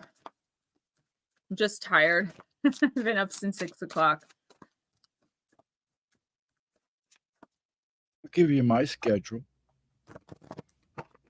It's not so much that like it's the getting up early or anything, because I have a lot more energy with the vitamins, drinking a lot less Red Bull. It's actually that I was sitting at my computer like double time today working, so my eyes are tired. All right, Melissa, let's do this.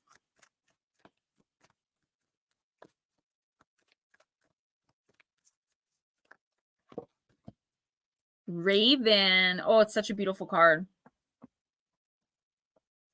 It looks like the Morrigan, actually, what it looks like. I don't believe it's her, but it looks like her.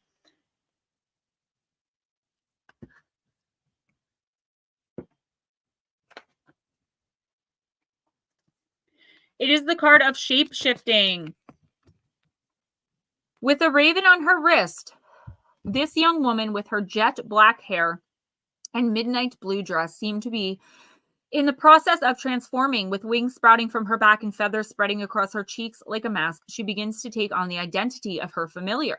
Shapeshifting is the ability to physically transform and can be found in mythology and folklore, from the Greek gods such as Zeus, who changed his identity to a swan to seduce Leda, to the Celtic tales of Cerwydn and Gwion. Gwion escaped Cerwydn's clutches by transforming into a hare. There are many fantastical stories of gods and goddesses altering their appearance.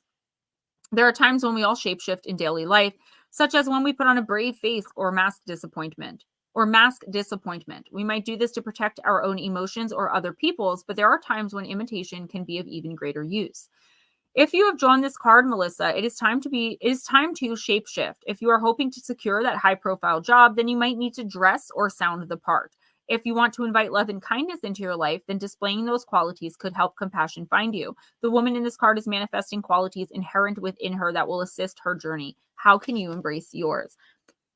There is something in your life right now where you are being asked by the universe to play a role, to play a part. Not to be fake or phony.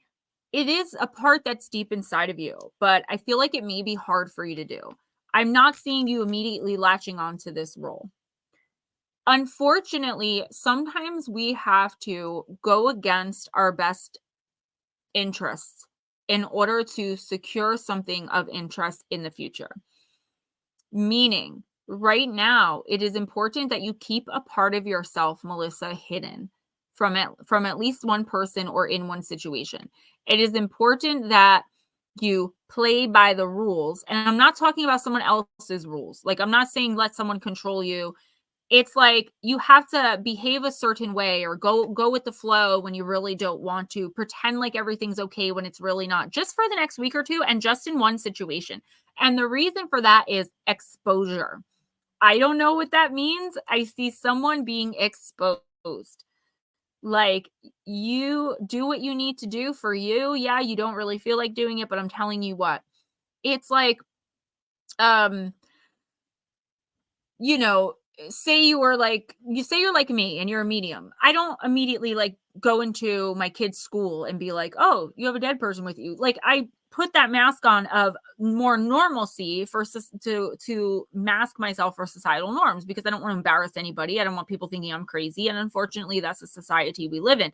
So it's something like that you need to do. Okay, Melissa, I don't know the specific situation or what this is about. I know it's not going to feel very good while it's happening. It's only for the next week or two, and I'm seeing more like 2 weeks. And then it's all going to open up and someone is going to be exposed. Slow motion. Yes, this is Anne Stokes. She is a beautiful, beautiful artist of all things Gothic. Pretty much every card in here, she has a calendar and she does statues as well. Some of them are on my Amazon list, but they're like a lot of money. In fact, I have the hourglass I sent you. I was thinking I was going to say time capsule. I don't know why, but yes, an Anne Stokes hourglass of 2 dragons and it has black sand in it. I've showed it to you guys before. Who's next? Nicole Perone. Nicole Perone. Yes. Let's do For the Love of Dragons.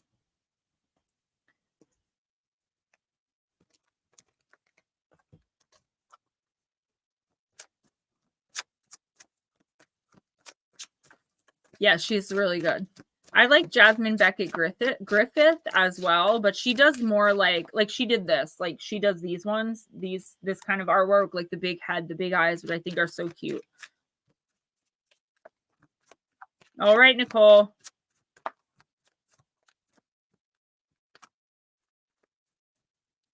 She is here. She's listening. The Wild Child, card number 6.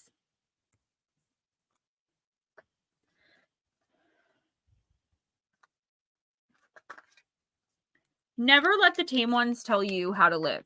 Your inner wild is always calling you back to remember who you were before the world told you who you should be.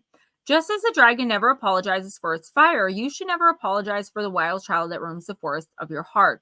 Give yourself time in nature, surrounded by all the elements, to bring yourself into your own element. You were born untamed. Endeavor to stay that way. So, Nicole, this is Melissa. You're so welcome.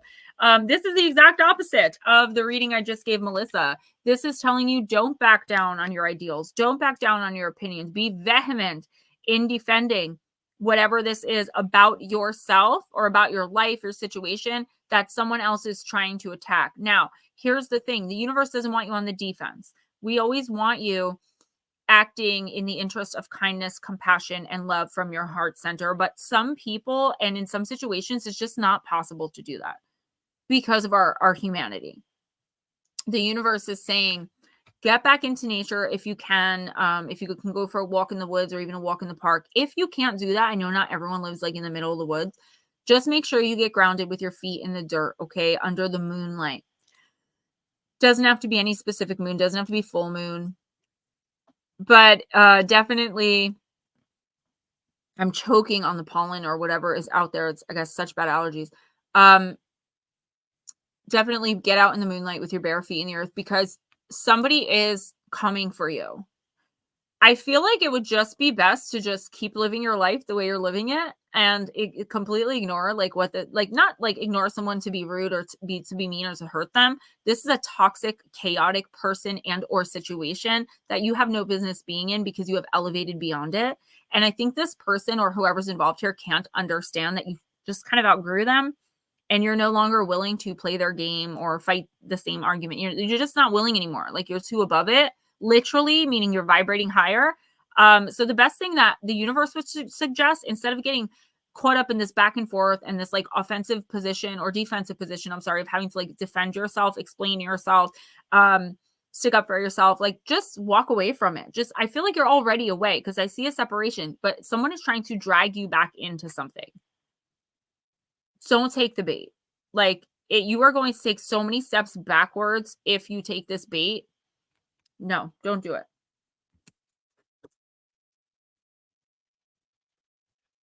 Okay, Raymond. All right, Raymond, let me have some water. Hello, Mr. Jarvis.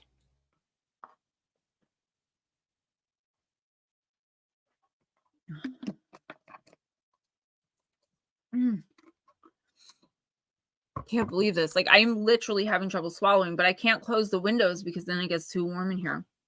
What's up, Jarvis? I'm sorry, you did say who's next, but I was Raymond. Raymond, I'm going to use the fairy tale oracle. Practicing. Nice.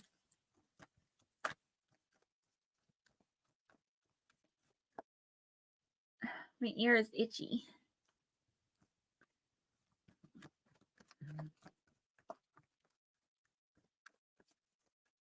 You're welcome. You guys are so welcome.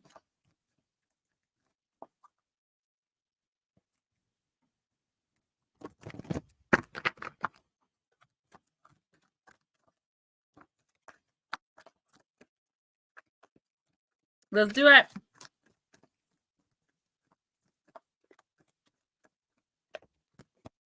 The red shoes obsession. This comes up every time I touch this deck.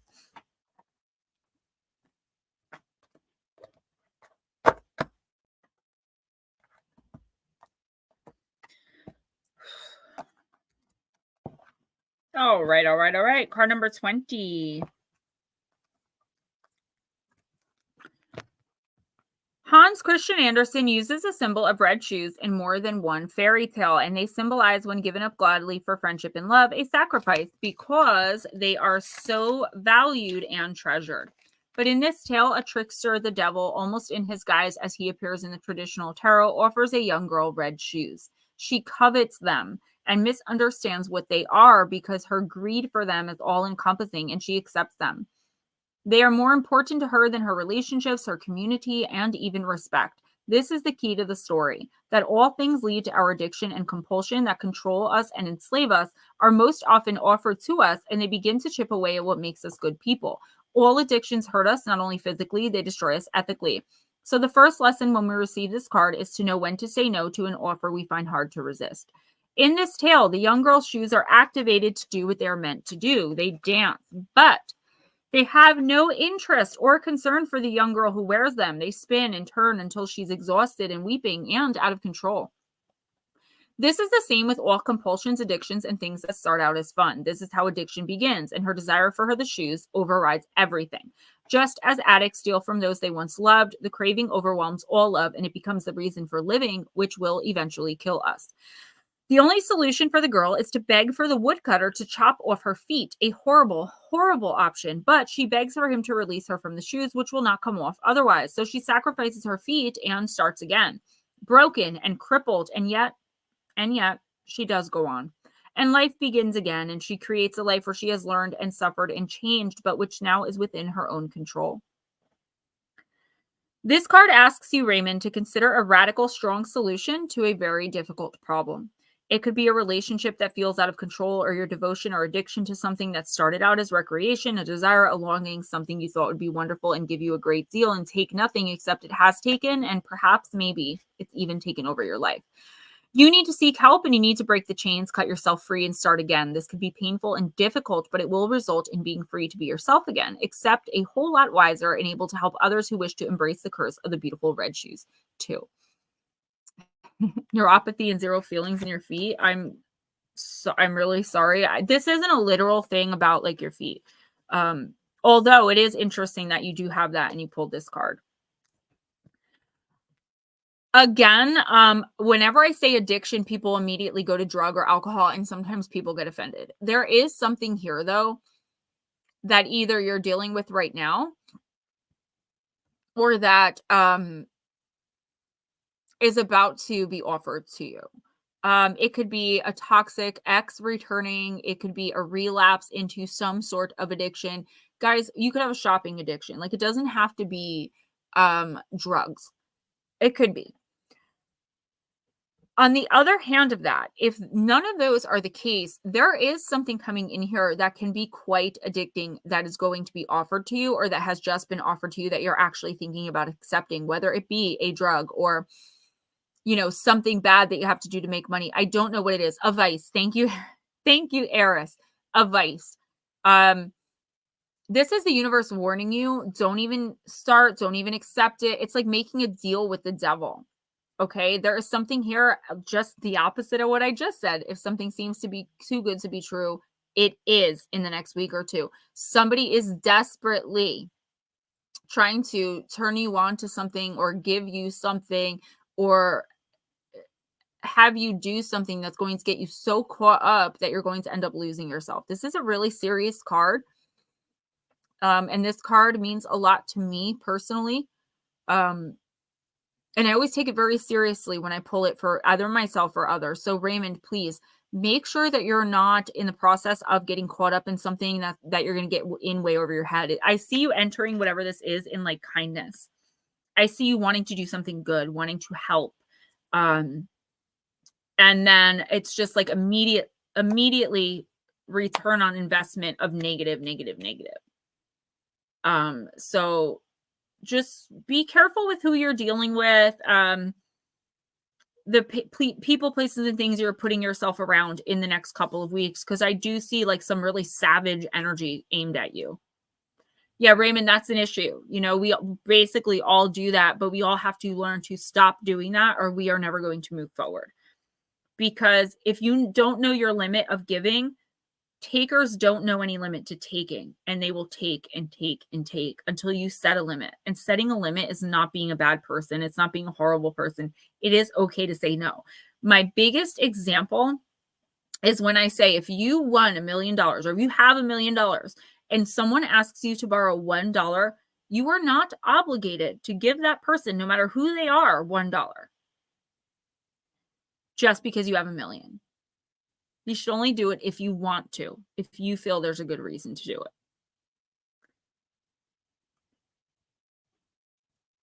Are you okay, Stephen? Mm-hmm. I'm good. The next person is slow motion. Slow motion, let's do the Seeker Oracle.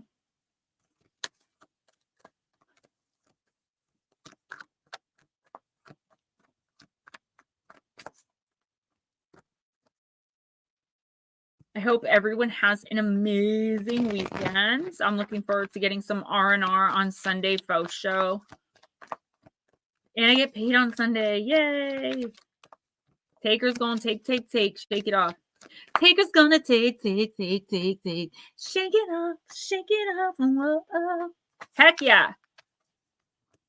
Raymond, be really careful. Be careful. He has to be okay though he's wearing your favorite tie. I love it. Oh, pain meds. Oh. All right. Slow motion. You're welcome. Thank you. All right. Mm-hmm. The Seeker's Journey. Interesting.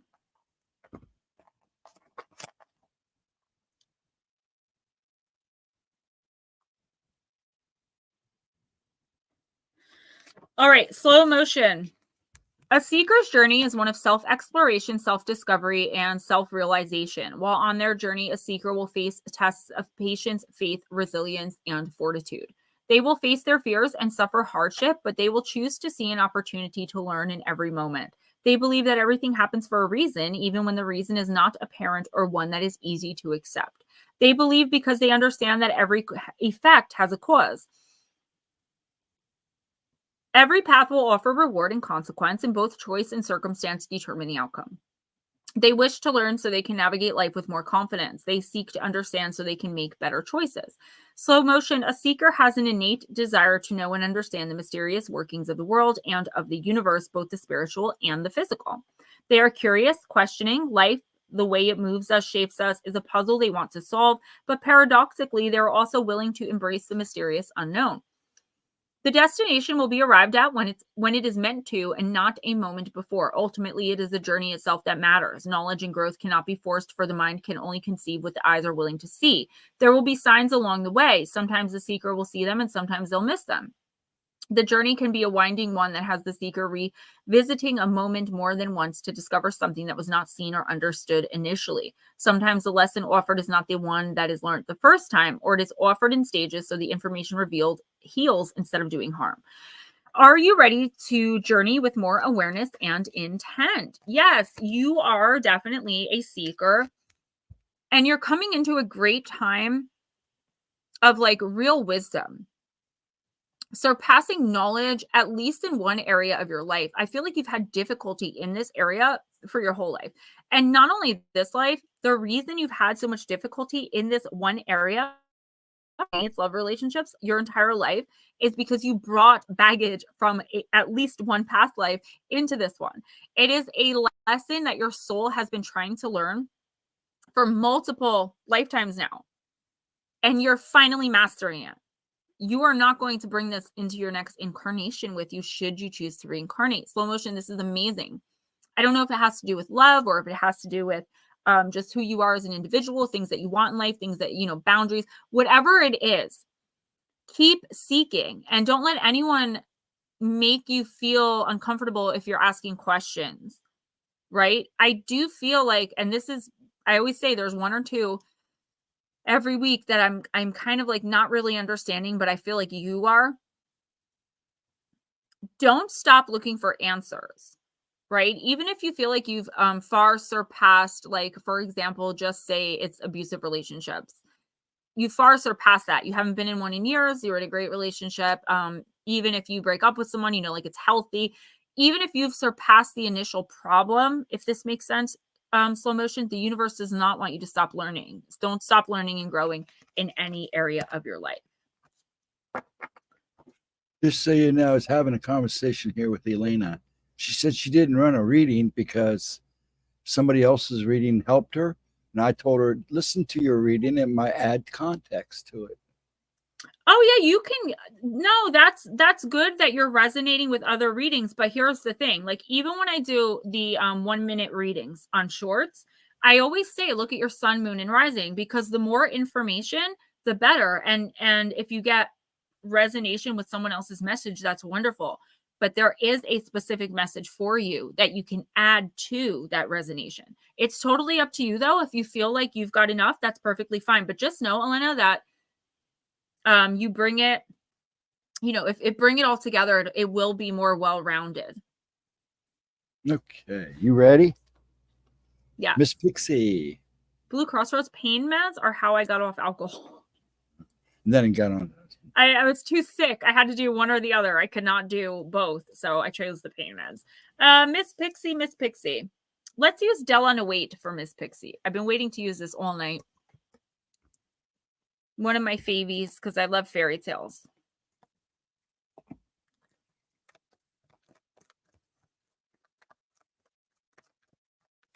Don't stop believing.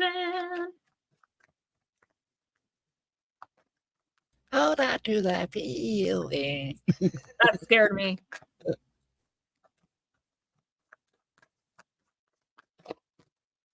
Little Red Riding Hood, or as my mom calls her, Little Red Riding Ho. I don't know why my mom's voice saying Little Red Riding Ho just popped into my head. And I don't know in what context or why she would ever have occasion to say that. But she is. The thing is, I just heard her say that when you said that, and it just read so true. A Halloween thing, maybe. But I did just hear card number 6. That was funny. I was on my way to visit my grandmother when I met this wolf. I didn't realize how dangerous he was, nor how hungry. Thoughtlessly, I spoke to him, and even worse, I showed him the way to Granny's house. He ran to her house, ate her, and took her place in bed. When I arrived, I noticed that something was strange, but I stayed just the same. Some say that in the end, the wolf ate me. Some others say that a hunter had saved me. But anyway, it was a message to remember. Beware, there is great danger, Pixie, around the corner. If you have to go through the woods, do not leave the path. Be very careful about what you do and what you say. Don't trust people too easily. Be cautious and keep your guard up. A wolf is eager to eat you. So the best thing to do right now is to just keep to yourself. Keep yourself out of his way and not leave the path that will lead you home safe and sound. Yeah, okay, so sounds kind of cringy. I do feel like because you're getting more popular in the community, this could have something to do with that. Make sure that you know where your friends are, both in the YouTube community and, in general, real life, right? I do feel like that there's someone who's looking at you and they're so envious, Lara. And I've been seeing this for a while when I tap into your energy. Like even when you just send me a text message, I can't help it. Sometimes I'll zing, and I do it to Tennille all the time. She doesn't even know. I've told her it happens, but so what's happening is someone is wanting something that you have, and I see them seeing you as all the way up here. And you're just you're just doing your thing and you're just being Lara. And I feel like they want something you have so badly that they're willing to lie about you, make up rumors about you, troll you. Like, this person has no shame and they'll have no regrets about it. Not because they think that they can take your place, just because they don't want to see you in the position that you're in. Whether, again, it's on YouTube, in real life, whatever the case may be. There is something here that you're just thriving at and you're just in your element and you're just doing. And someone is like, oh, hell no. Like, no, that I should have been able to do that much quicker. Who does she think she is? That's the energy that I'm getting. So please just be careful. At least in the next week or two. And you're really good with your intuition. You know, you have medium abilities too. So it shouldn't be too hard for you to figure out when someone's being fake and when someone's being honest, you know, honestly praising you. I do see this person as trying to get close to you. No, New England Dirt Roadie. Like trying to get close to you to try to like internally sabotage. It's very weird feeling. Now, you may automatically keep yourself away from this person and this may not even come up. This is the universe just telling you to be aware in the next 2 weeks of like making new friendships, accepting new people. Just make sure that you know everyone's intentions before you give them a way to make you feel bad, because I feel like you are thriving. You are, you know, doing so amazing at completing your contract. And this person is just, they just can't stand to see it. I don't know what it is. I think maybe they like miss their opportunity or miss their chance to do whatever this is, but whatever the case may be, they're garbage. They're a garbage person.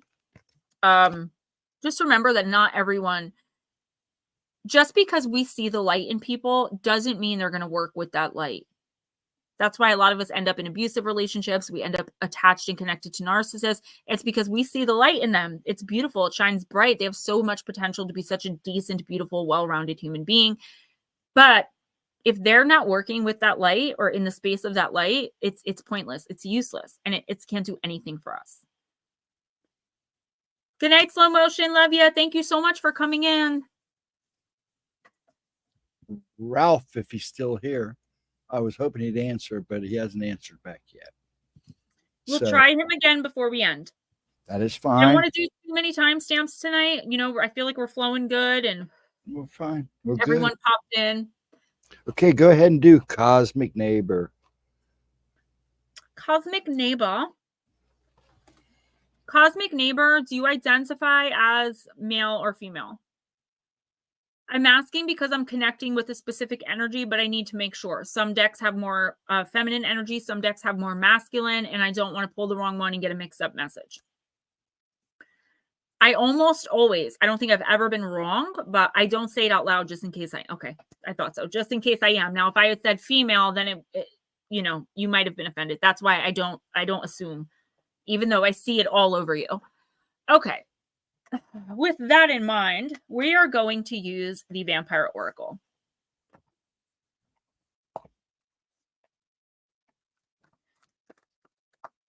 New England Dirt Roadie, I think in here it is. And I say it anyway, which is why, like I always say, I'm not for everybody. I'm 40 years old. I don't want to play that game. But with my gemstones, I do try to be delicate because I don't know where everyone stands. And I never want to make anyone feel bad.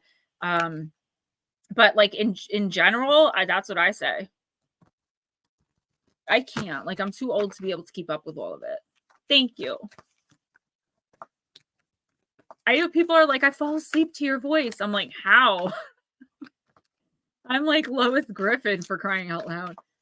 Yeah, people say that when they're in my chat at night. Well, you have a very smooth sounding voice. I sound like Lois Griffin. No, you sound like you're from Jersey. Unless Lois is from Jersey. Oh, thank you, Elena. I do appreciate it.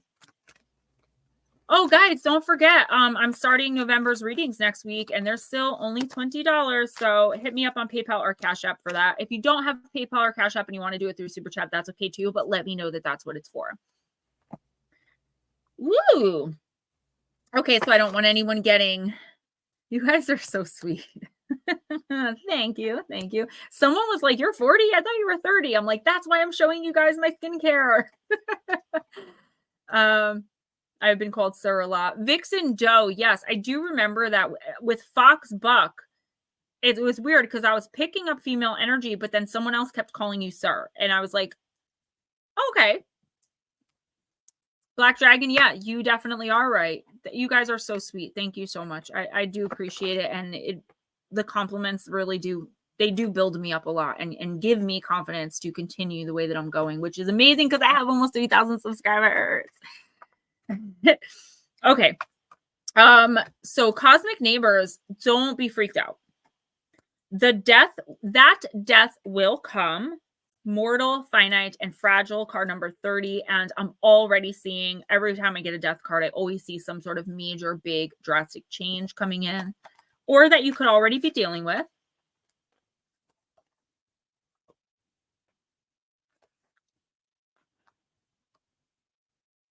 Multifaceted jewels, that is 100% what I was trying to say. Maybe that's it too. You know, I never thought of it that like I could be seeing my own light. But I do have a major issue with that type of stuff. I mean, I feel fully confident that I have since come out of that, and I will never have to deal with something like that again in my life.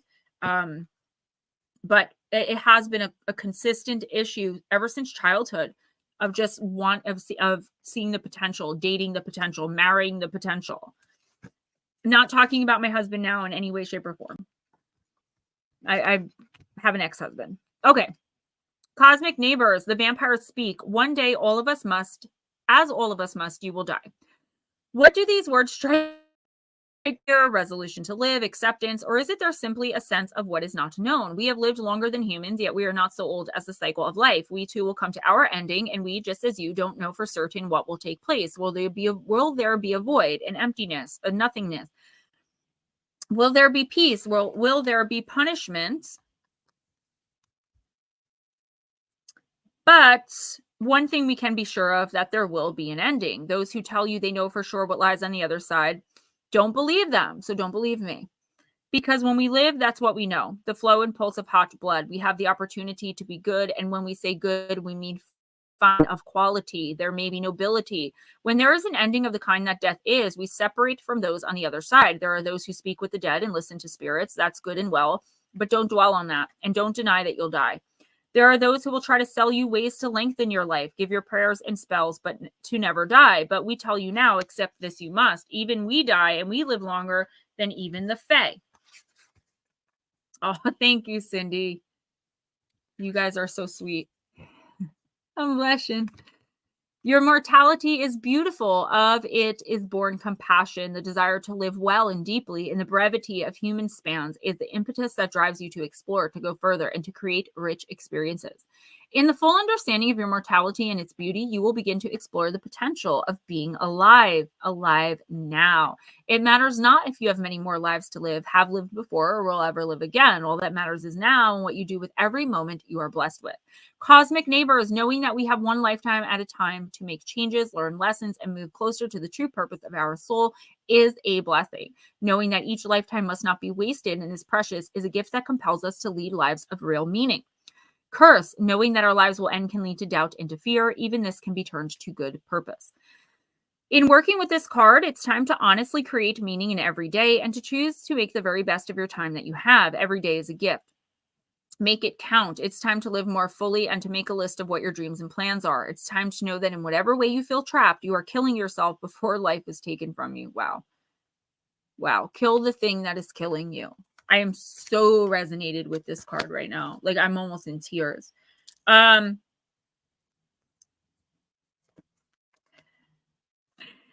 love you guys so much. Cosmic neighbors, I feel like this is a card right now of major change that could possibly coming in if you don't miss an opportunity. I feel like there's something that either you want, but you're like, I need to do XYZ first. And the universe is like, no, like, you don't get to choose what order your life happens in, if that makes sense. If you want to live your life fully, you have to follow your instincts and your intuition, not your, daily planner. We can plan all we want, but we can't ever plan for anything. You know, what's that song? You can plan a pretty picnic, but you can't predict the weather. And that's basically what this card is saying. Cosmic neighbors, I do feel like this is something that can really skyrocket you towards your goal, like an offer, an opportunity, but you're just like, I don't know if I can do that right now. Like, I don't know if I have time for this right now because of all of this. The universe is saying, make the time. Whatever this changes, whatever this opportunity is, whatever this offer is, whoever this person is, whatever the case may be, please do not let it pass you up, because you may not get another chance. A lot of the times I'll say, oh, you won't get another chance for like another 2 years or 10 years. No, you may not get this chance ever again. And I feel like this is something you really, really want. You're just not sure if you want it right now, like here in this moment. The universe is saying you do. Everything else is going to fall into place. This is the hardest here. Take it, grip it, don't let it go, and run with it. Casey, that is the hardest freaking lesson. Pretty spot on. Thank you, Gemma. You are so welcome, and thank you so much for that beautiful donation. Casey, thank you. That's why I love this group. It's safe and positive. Yes, and Ghostdragonzw and, you know, all you wrenches, we have to work really hard to keep it that way, because I feel like the bigger I get, the more hate I'm going to be getting. I'm okay with that because I know I'm doing the right thing. And every time I come in here with you guys, I never leave feeling bad. Not ever. That's why I never miss this stream. You guys are so complimentary, but you're so genuine about it. And you guys are so good to each other. Like, someone we don't even know and have never seen before could come into this stream and just blurt out everything going on in their lives. And they have 30 people telling them it's okay, don't worry, try this, do this. That's amazing. New England Dirt Roadie. Okay, make sure you come back. I'll timestamp for you if you end up missing us, okay? Only because you're my boy. You reminded me last night to charge my crystals because I forgot about the full moon. That is where I'm at. That'd be accurate. Yes. Okay, your next person is the Mr. Dogman from the UK. Dogman, UK man. Let's do Shapeshifter. I like that one. I don't use it very often, but it was one of my first decks, and it is one of my favorites.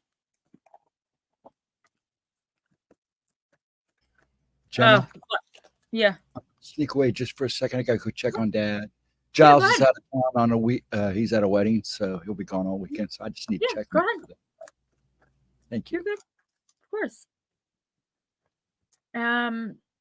Yeah, Black Dragon, you are so spot on, and it's like, unfortunately, some of us come to that realization when we're like neck deep in it. And then we have to dig our way out and promise that like this is never going to happen again. And it's really hard, and it's such a hard lesson to learn. But I feel like once I started taking steps towards enacting that lesson, or like bringing that lesson into my life has gotten so much better, and I've become so more comfortable with me. I'm not looking to toxic people for validation anymore. Like, you know, why isn't this person celebrating my achievement? I'm so excited. I'm so happy. I worked so hard for this. This is everything that I've expected and wanted, and that they told me I could do. Why are they angry that I achieved a lifelong dream? I don't. But now I just decided that like, I'm proud of me. I'm happy with me. And I love that I achieved it. So that was really hard. That was really hard lesson to learn. And it's a hard thing to do. It really is. I still want to go and be like, look at me. You know, aren't I pretty? I have new hair. I did new makeup. Look, don't I look nice? Hello. Do you like my book? Like, I want to just be like, here's all these things. Please accept me. Look at me. Acknowledge me. But I don't, because for what? All right.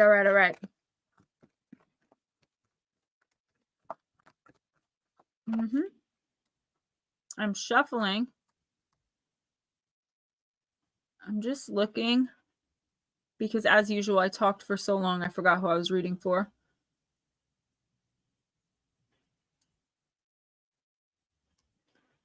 Anybody remember who I just pulled this for?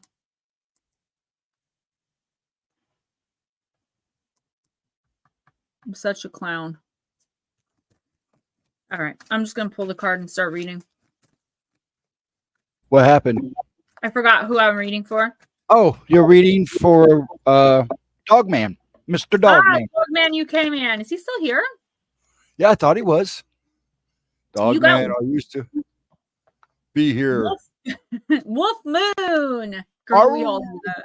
Kirby's 100. What's that? Oh, card number 1. I don't pull this one off either.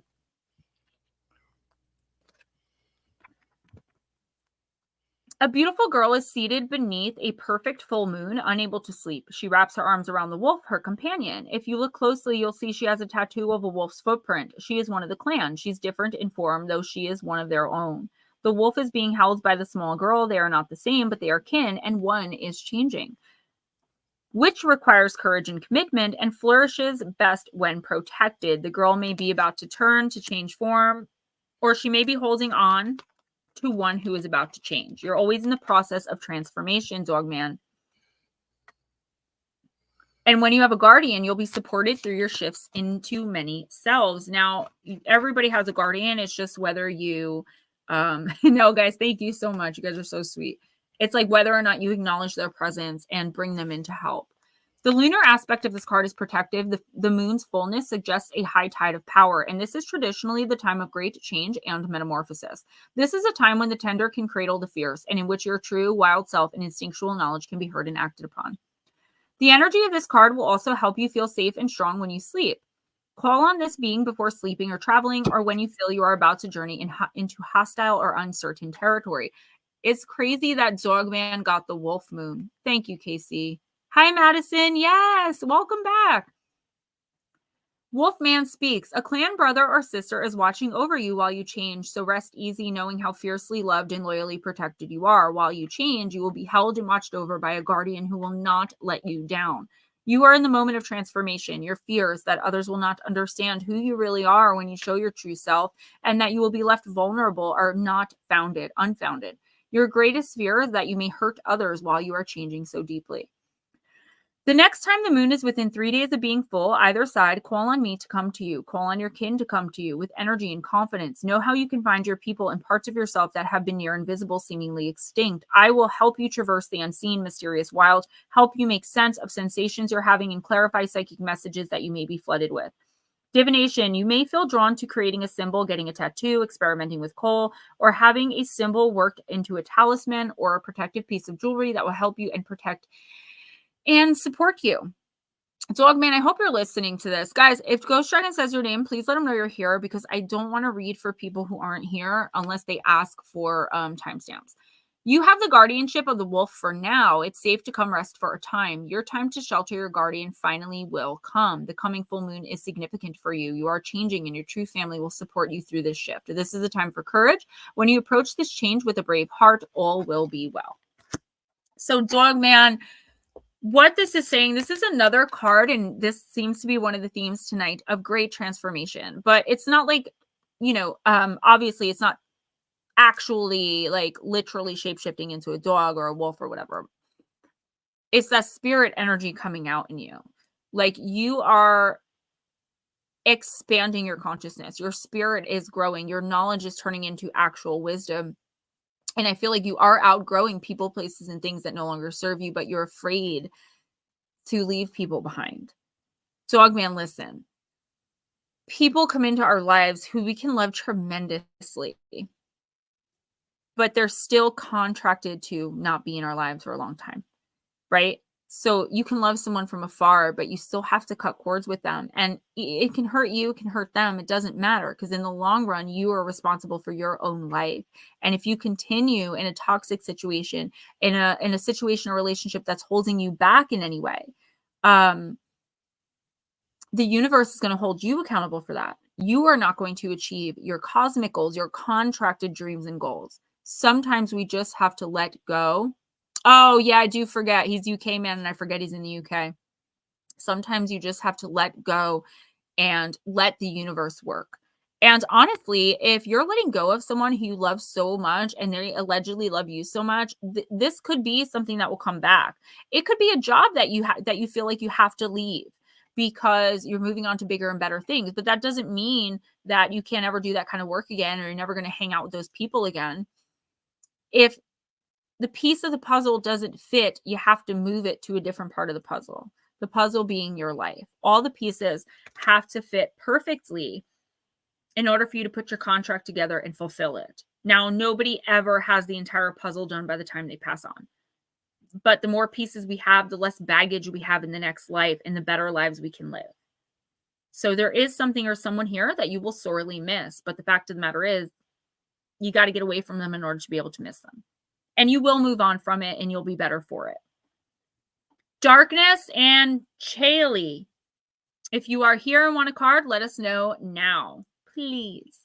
Okay, and you're actually divine empathic tarot is next. I know she was in here and she comes. Divine empathic, are you still here?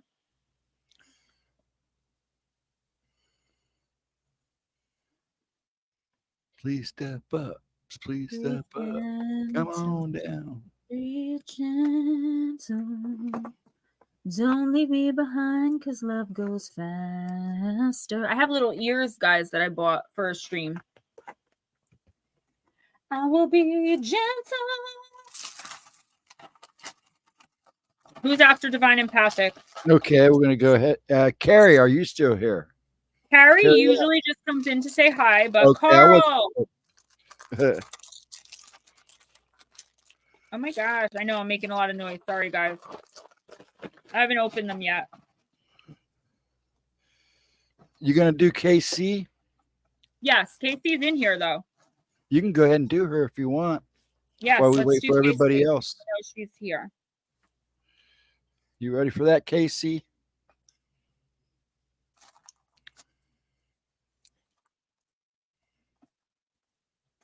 All right.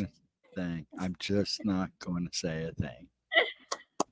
Casey, I am going to use for you the Fairy Tale Oracle. Yes, Elena, thank you so much. I forgot that he is in the UK. It's in his name, and I still forgot. Then I should have thought about that. Different, like if someone falls asleep. And it's not that I don't want to read for people who aren't here. I'd rather save them for the end because then we're not taking up time of the people who are waiting. Oh, thank you. I think they look a little funky, but I did think they were cute when I bought them, so why not? I did write down his timestamps just in case. Okay. Thank you, sweetie. So, you're welcome. Yep, there she is. She can be after Casey. We got you after Casey, dear. Okay, sweetheart, I got you. This is Casey, then we'll read for you. And I did message you back today, finally. I didn't even see that you texted me until right at that time. It's so funny because when I was shuffling this deck before, this card that I just pulled for you, Casey, kept, like, it kept showing itself to me, and I was wondering if it had a meaning. If I didn't end up pulling it tonight, which is why I had to use the deck again, I was going to pull it for myself. So it's card number 18. It's Vasilisa, or Vasilisa. I don't know how to pronounce it. The Brave. Courage. Perfect. Don't be frightened. Vasilisa, and do not be sad, for the morning is wiser than the evening. Lie down and sleep, and tomorrow you'll feel much better. Vasilisa left all her sadness slipping away from her and fell asleep. She felt it. This beautiful fairy tale is a message of great courage, of light in darkness, and of how entering into the darkness and into the realm of the crone can result in great rewards if you keep a quiet and very still center. Vasilisa is a young woman whose sisters demand she undertake a truly frightening quest. Fortunately, although her sisters bear her no love, she has with her a magical doll, within which is the voice of her mother and part of her spirit. And this doll speaks to Vasilisa whenever she has need of her mother's guidance and wisdom, and she takes the doll and her courage into a situation where she confronts I can't say it, the great archetype of the crone, Baba Yaga. After fulfilling many tasks without complaint or demur, she is rewarded with the light which she sought. This tale of Vasilisa has two names, sometimes Vasilisa the Brave, sometimes Vasilisa the Wise, but it is all about honoring the mother, Vasilisa's mother, the maiden Vasilisa, and the crone, the Baba Yaga. Vasilisa endures all the lessons at the hands of the crone, and while her sisters feel they have sent her to a sure death, in fact, they have sent her to the place where she will learn the most. So when you receive this card, Casey, know that there is deep motherly love for and within you. It may not be from a literal mother, but there is wisdom, women's wisdom, which has been given to you and which can sustain you. The feminine ancestral line is strong and of great comfort to you. A mother, grandmother, or female ancestor guides you into visions and dreams. It is yours alone, and only you can hear the voice of the mother, the goddess within. When you enter the darkness, know that you can carry with you the voice of wisdom within, and it will be available for you when you most need it. Casey, listen to that still, calm voice within and know that you are the one who will return with light, and the situation that once troubled you so much will be transformed. Wow, that totally is something that resonates with me, right? I guess that's why it kept popping out as well. Casey, there is something that you have been going through for a really long time. And I feel like whatever this is, you have grown and changed through so much. And it's kind of like, but now you're still kind of in and or dealing with the situation. It's like you've transcended it, but for some reason you're still in it, if that makes sense. So it could be someone that you feel has you trapped. It could be you feeling some sort of obligation to stay in this certain toxic, negative, whatever, narcissistic, whatever situation. But the fact of the matter is the universe is like, you are going to receive your out very, very soon. And everything that you've learned, everything that you've gone through, all the pain, the sorrow, the frustration, the anger, even the hatred, that putrid energy that has been stuck to you for so long. Stop glaring at me like that. Are you laughing at me? Yes, Fluffy. What? Fluffy What? jersey. You don't like my... Fluffy jersey. It's all going to be put to the test. It's all going to work out for you. This was a huge soul lesson, Casey. That's why it took so long. That's why it was so hard, but you learned it. And even though you're still in it right now, it is not forever. You will transcend this as well, and you will receive your out. I don't want to say in the next week or two, but I'm looking at more like the new year. Everything you've learned, everything you've gone through, every freaking thing that you just want to move on already. Like, I've done this. I've learned this. I got this. Just give me a chance. Give me a chance. Your chance is coming. Don't give up and don't back down. I wear my Yes, Pixie, I can do that. Well, what time do you want to stream? 8 o'clock? Oh, I thought she said, would you text me the link for when I stream? I'm like, she's having phone, so yeah, I guess instead of doing Messenger, do. Okay. So you'll have to give me her number because I don't have her number. You can do that. Okay. Who's next? A person. But I'm not going to tell you who because I'm just going to be a pain in the butt. Come on. Okay. Divine, right? You remember Divine? Yes, you did say that. Divine, we're going to use the beloved dead. Come on. Come on. Come on, man. Come on.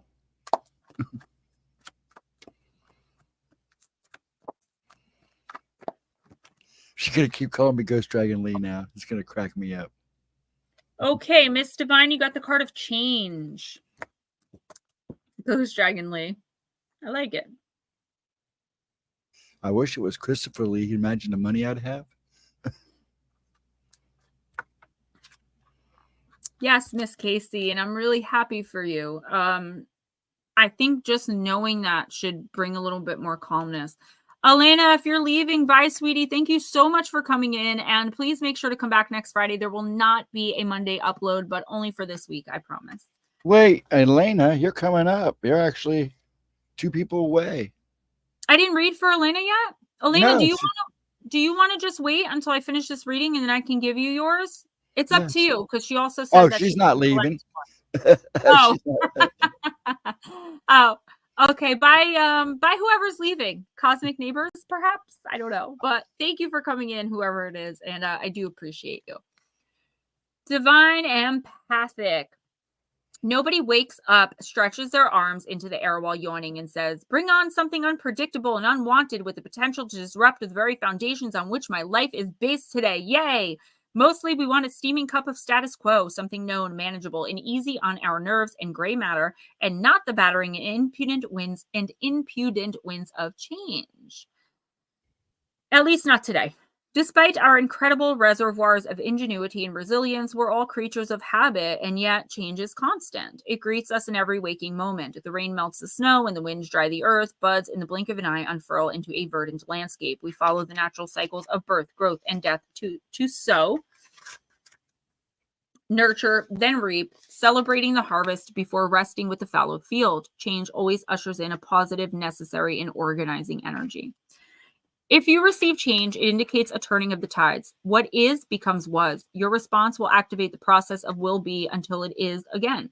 This sequence of events may be experienced as the best thing ever or an unsettling opening old wounds caused by upheaval and impermanence. In any case, this oracle likens the experience to a revolving wheel. Resisting change is like clutching the spokes, an act of control and desperation that will take you down into a vortex of unstable momentum. Ground yourself in reality in the hub of the wheel and allow it to circle around you. An attitude of acceptance helps you to work in harmony with this external force. The beloved dead of change whispers, "This too shall pass." Dr. Eric Berne says the destiny of every human being is decided by what goes on inside his skull when confronted by what goes on outside of his skull. Okay.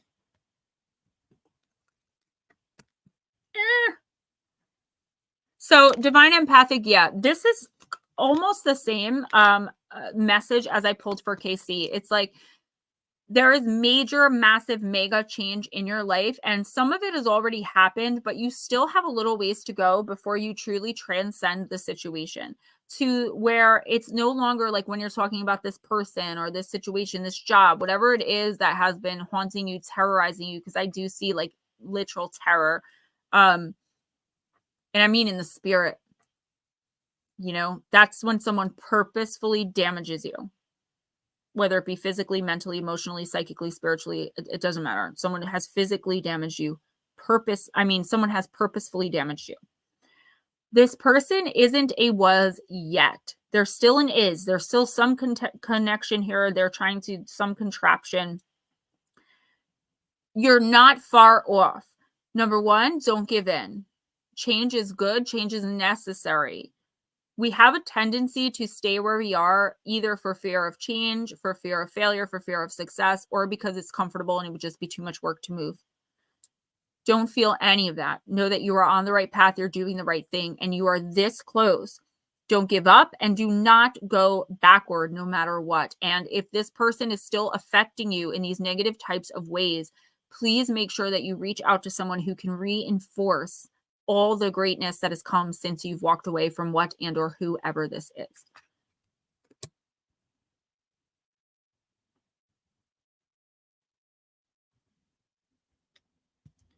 Smoochie's next, but she hasn't said anything for a while.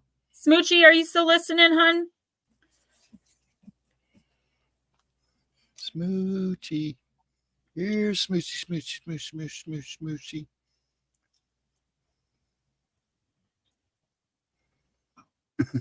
There's no cameras at the cave entrance.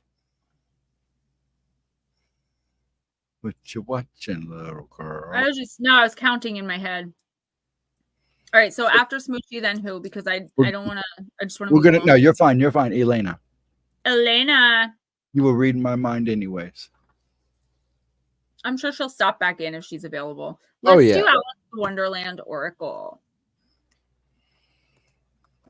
New England Dirt Roadie, I said I would timestamp for him, so that's good. And then Baby UFO.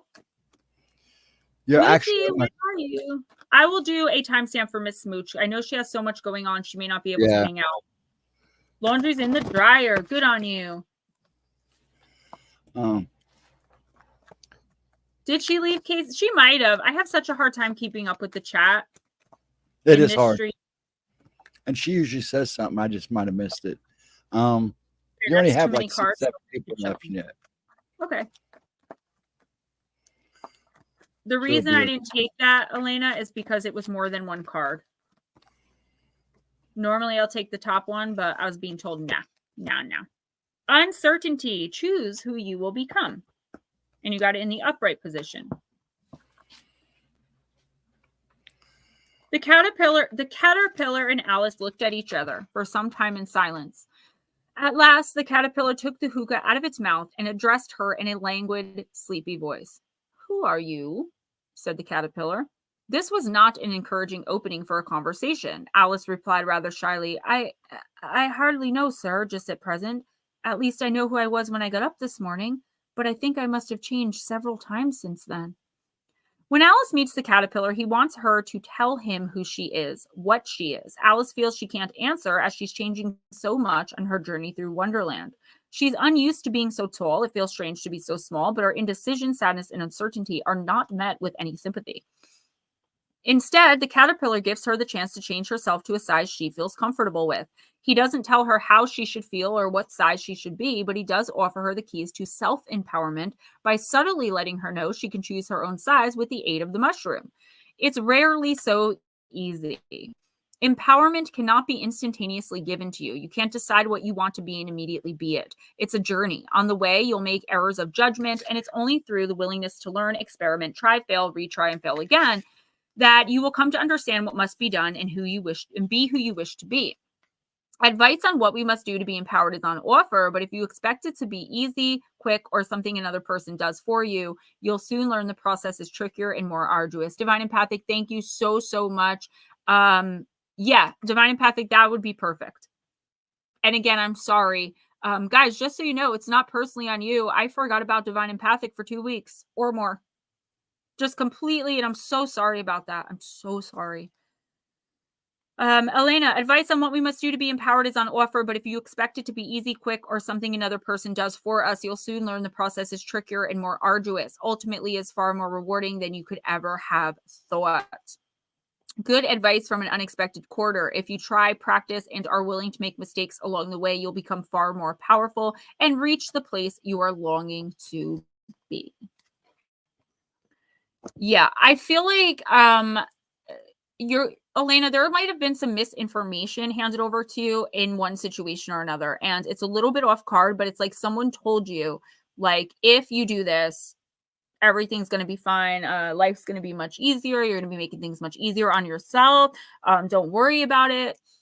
And then you did it, taking their advice, even against your better judgment, perhaps, or it could be you were doing something against your better judgment without an outside aid.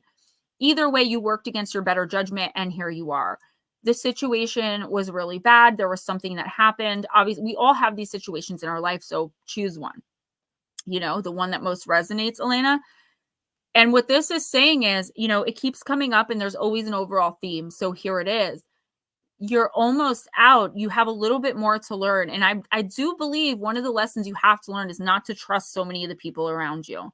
I see a lot of cooks in your kitchen, honey. And a lot of them, they are not even paying attention to what's going on. They're just like, yep, that sounds good. Go ahead, do that. Because it's not their life. They're not, you're dealing with people, not always, but I think a large majority of the people that you're dealing with and bringing in and trusting to help you and to guide you, they're not invested. So it doesn't matter to them if you go left or right at the fork. There's like 1 or 2 people that know you need to turn around and go back. Or you know what I'm saying? Don't trust everybody's advice. It's okay to ask 20 people for advice. You don't have to accept a single one of their advice. You can still go your own route. And I do feel like somebody is trying to like kind of force your hand. That's kind of what I'm seeing while I'm doing this, like a weirdo. Into doing what they think is best for you. When at the end of the day, you have to do what you feel is best for you. It's never going to be something that's against your better judgment. If you feel in here, oh, something's not right with this person, but your mind is going, no, they're so great. Look at everything they told you they're going to do for you. I mean, this person is amazing, but something inside is going, this seems too good to be true. But then you do it anyway. The people around you should be like, oh my gosh, you know, how can I help you? What can I do? I feel like you have a lot of people around you right now that just aren't invested, and you really have to step up and focus on you, yourself, and you, me, myself, and I. That's where I was going with that. And make the best decisions for you. Do you worry about hurting other people's feelings? Sure. Do you worry about seeming like you feel like you're better than somebody? Do you worry about leaving someone behind in the dust? Sure. You can worry about things like that while still making the right decision for you. And I feel like that is where your issue is coming in, Elena. She wasn't a good person. Don't let her back in. I feel like there could be like, I've been feeling like a guilt trip here. like, oh, you think you're better than me now, or you're gonna abandon me like everybody else. There is some form of guilt trip coming in here if it hasn't already. Stay strong, walk away. Even if it hurts your feelings, it's fine. You're still, as long as you know you're doing the best thing for you, you're fine. You're on fire. You're great. I don't know if you want to do Smoochie next and give her a timestamp. You would save her for last, or go ahead and do I'll New do England. the timestamps at last. Then go ahead and do New England. New England, let's do the signs of the times. I'm gonna have to check that out. The full moon. I thought it was last night because you had messaged me and I put all my crystal jewelry out, but it doesn't have to be exactly on the full moon. You know, you can charge in the new moon. You can charge in the last quarter moon. It all depends on really what you're trying to achieve. The best time to charge is the full moon, but you can do it in other phases as well. That's why when I do moon water, I do waning gibbous water. You know, it's not always full moon water, depending on what I'm trying to send out, what I'm trying to create. You got the smiley face, the card of joy. Card number 30. We didn't do Aunt Anna yet either. Yeah, we didn't read for Aunt Anna, and that might be an oversight. Aunt Anna, did I read for you? I don't remember if I did. New England's Art Roadie, smile. Happiness is yours for the taking. You don't have to wait for a specific event or person to bring you joy. You have the ability to choose happiness and create your own blissful moments. Immerse yourself in all the things that light you up. Explore new hobbies, do things you enjoy, and accept yourself as you are. When this card appears, it's letting you know that it's okay to center yourself. The smiley face is a symbol of fun, childlike energy and encourages you not to take everything so seriously. Release stress to regain the ability to appreciate and enjoy the little things. Your vibration is increasing, so you may become more aware of pessimistic and low vibrational behavior. Don't let anyone steal your joy. Express gratitude and let happiness come to you as naturally as a smile. Stop comparing yourself to others. Prioritize happiness. Better days are here. Release worry. Choose to be happy. Cultivate your own joy. You know, New England Art Roadie, it's kind of the same message you always get where it's like, you have to put yourself out there. What happened, Aunt Anna? Did we forget you? Well, not me. I don't take the list. I'm only kidding. I'm kidding. This is you putting yourself out there. And I know you're like, no matter how much I put myself out there, like nobody ever talks to me. I don't even cross anyone's path. But the more you keep saying that and thinking that and feeling that and putting that energy out there, that's what's going to keep happening. You have to take risks. You have to take chances. And you have to be like, okay, I tried talking to that person and they were a complete B word or they were a complete A word. I'm going to move on now and talk to the next person. I feel like this is the universe testing you. Like, if you don't want to be alone, if you want to cultivate friendships and relationships and meet people, you have to initiate it. It's part of your contract. It's part of your test and your lesson to learn. You are going to be getting, look at him, he's getting all nervous. You are going to be getting more opportunities in the near future. I don't necessarily see it being like the next week or two. You took a different path than you were charted to take at this time in staying where you are. And that's okay. It just means your road to, absolute spiritual alignment is going to take a little longer. But I feel like there are going to be opportunities. You just have to recognize them for what they are. But until then, try to remain positive about everything. That is not possible 100% of the time. But if we can twist everything, even if we need to really use some word salad to shape it that way and make something that's negative a positive, we will start training our brains to be happier and to expect positivity more. New England Art Roadie. Try to look at the bright side of every situation and try to make the most out of everything that's happening. I'm just glad I caught it. I've been trying to help out because I know keeping the list is really hard, especially we've been getting so many people, and it's just, I'm so excited. My channel is about to have 3,000 subscribers and I can't wait to do a giveaway. It's going to be cool. Lots of awesome crystals I've been collecting specifically for that. Who's next? Go ahead and do Edna. And then all these people here, Baby UFO, Chris Jarvie. I don't know if Kirby's here, and then Madison Tungley. Those are your last of the people other than Smoochies. He said Madison Tungley. Whatever. Honey, I'm just mad. I'm just busting your chops. Good. I I forgot what I was saying. Oh yeah, baby, blah blah blah. Baby UFO is usually here. I was just gonna say that, and Kirby's 100 usually just comes in to say Yeah, I hi. know. We'll call them again when they're up. And I know we're using Deep, Dark, and Dangerous, the Blue Crossroads deck.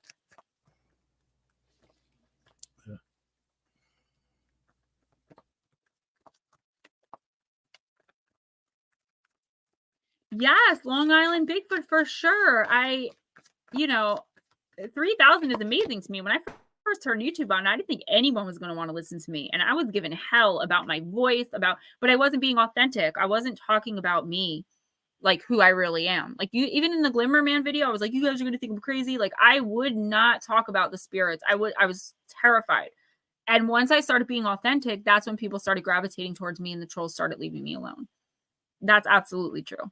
And since I went on your channel, my subscriber count went from like maybe 10, 11 a month to like 50, 60 a month. Okay, and Anna, you got Hell, Hel, and it's the card of acceptance. It's not the Christian hell or a destination. Well, technically a destination. Let me just read about it. And things can never stay the same. Change must be accepted. This is really an ongoing theme. Be flexible, keep walking through difficult circumstances, but don't stop and get stuck. Acceptance allows you to move on faster and surrender what is no longer yours. In the Norse afterlife, there was a number of places you might go to when you died. If you died fighting bravely on the battlefield, you might end up in Valhalla with the god Odin. Dying courageously, you might equally end up with the goddess Freyja in her hall, or Falkvanger, which is the battlefield. Alternatively, you might end up with Hell. Hel was both a goddess and a place. Hel, the goddess, was a Jotun, which means giant, and the daughter of the god Loki, who is awesome, by the way. Not to be confused in any way with the concept of the Christian hell, this was not a place of punishment, but an underworld. When people died in a not particularly courageous way, they went to be with Hel, a kind of benevolent middle place.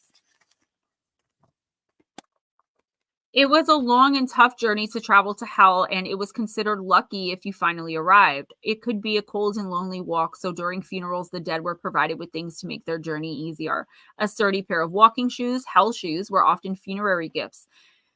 You wanted to make sure dead folks had a good pair of shoes for the journey, lest the shoes break or wear out and they be forced to come back to life as a revenant. You also didn't want to be stuck in a place that wasn't here nor there because you had no shoes.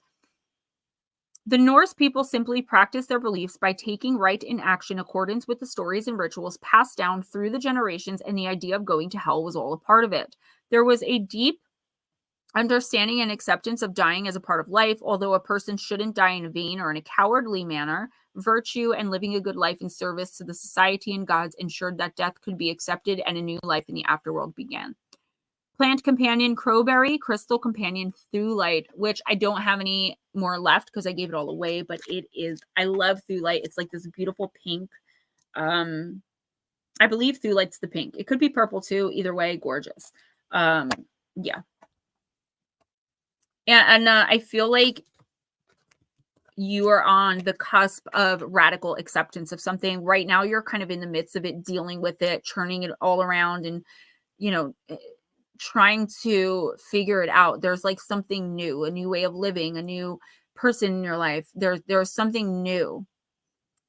And I feel like it's overwhelming. Okay. Maybe it's your injury, like something happened and you don't feel like yourself anymore. The universe is saying, work with those emotions, get to know them, get used to them, but don't stay stuck in them. Understand what they are, why they're here, what they mean to you, why you need to go through them and deal with them, but then move on from them.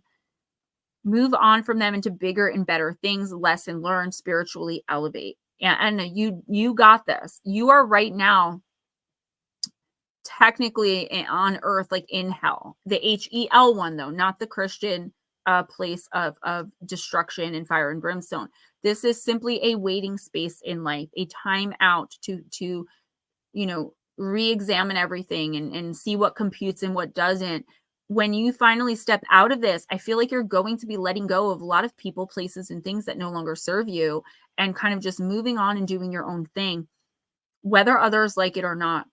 I feel like this happening to you and you ending up going through the motions of whatever this is and having to deal with all this, you are really learning who you are inside and who the people around you really are. You're seeing true faces and true colors. And I feel like at the end of this, you are going to go back to being your true, I don't give an F self. Right now, you feel a little vulnerable. You feel a little unsure. And we all go there. We all end up there many, many times. Just don't get stuck there, and understand that anyone that is trying to stick you there doesn't care about you. They don't have your best interest at heart, and you are going to have to walk away from them in the long run. This is going to better you more than you could ever imagine right now in this space, but you are in kind of a holding space right now, which sucks. Use it wisely, take really good care of yourself, do the best you can.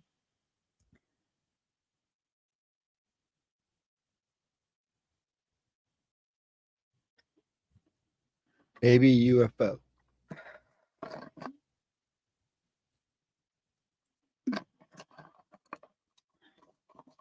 Baby UFO, I'm going to use Moonology.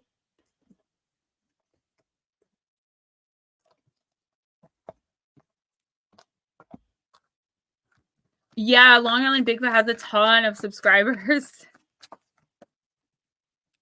I want to get that silver play button eventually. My baby tells me I can do it. He's like, Mom, you're going to have that play button in no time, and don't forget to get an extra one for me. He's like, and if you can't get an extra one, can I hang it on my wall? He wants to be on YouTube so bad. He sits here in my desk and he looks, I have my microphone set up, like my stand and everything over here. You guys can't see it. So he turns and he's like, hi, I'm on YouTube. You're welcome, Aunt Edna, always. All right, Jarvis, if you're here, please let us know. Thank you, Aunt Edna. I'm moving very fast, and I feel like the more confident that I am and the more me that I am, the faster I am, the quicker it is elevating for me, and it's really cool. Personally as well, just like my own life experiences. Baby UFO, you got last quarter moon in Virgo. The second time Virgo's come up tonight. Twice I pulled a card. Attend to the details.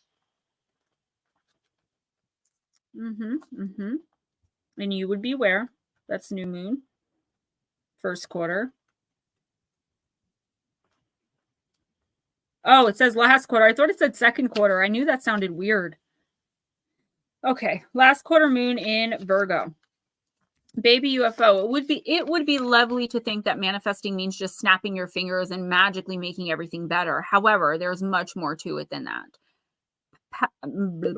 Past worries, mean comments, self-doubt, and fears need to be dealt with before you can start to feel good about yourself. A tedious task, tell that to my lisp, may need to be taken care of before you can move forward and make the magic happen. Worries slow down your ability to make magic, so attend to the details and then you can have some fun.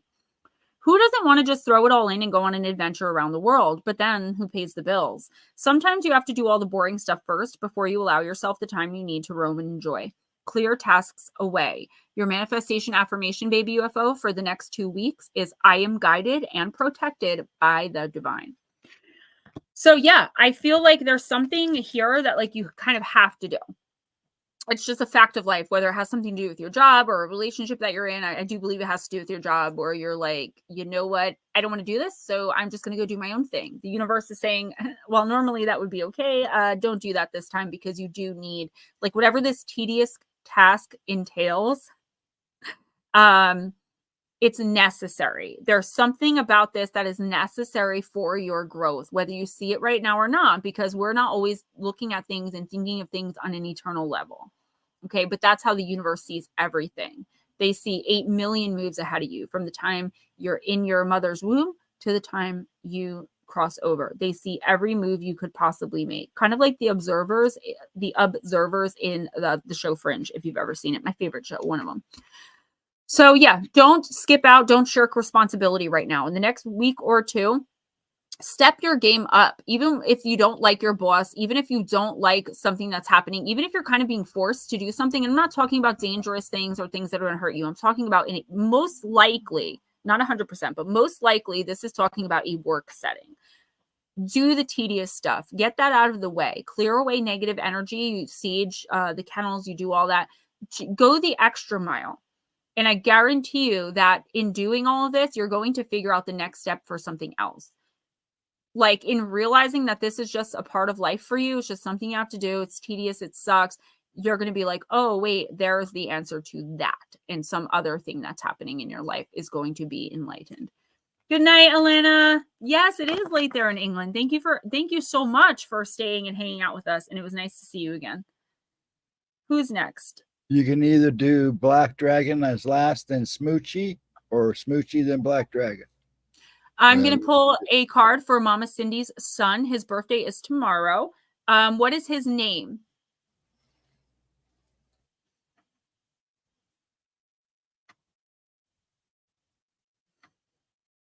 And then we'll do Smoochie and Black Dragon.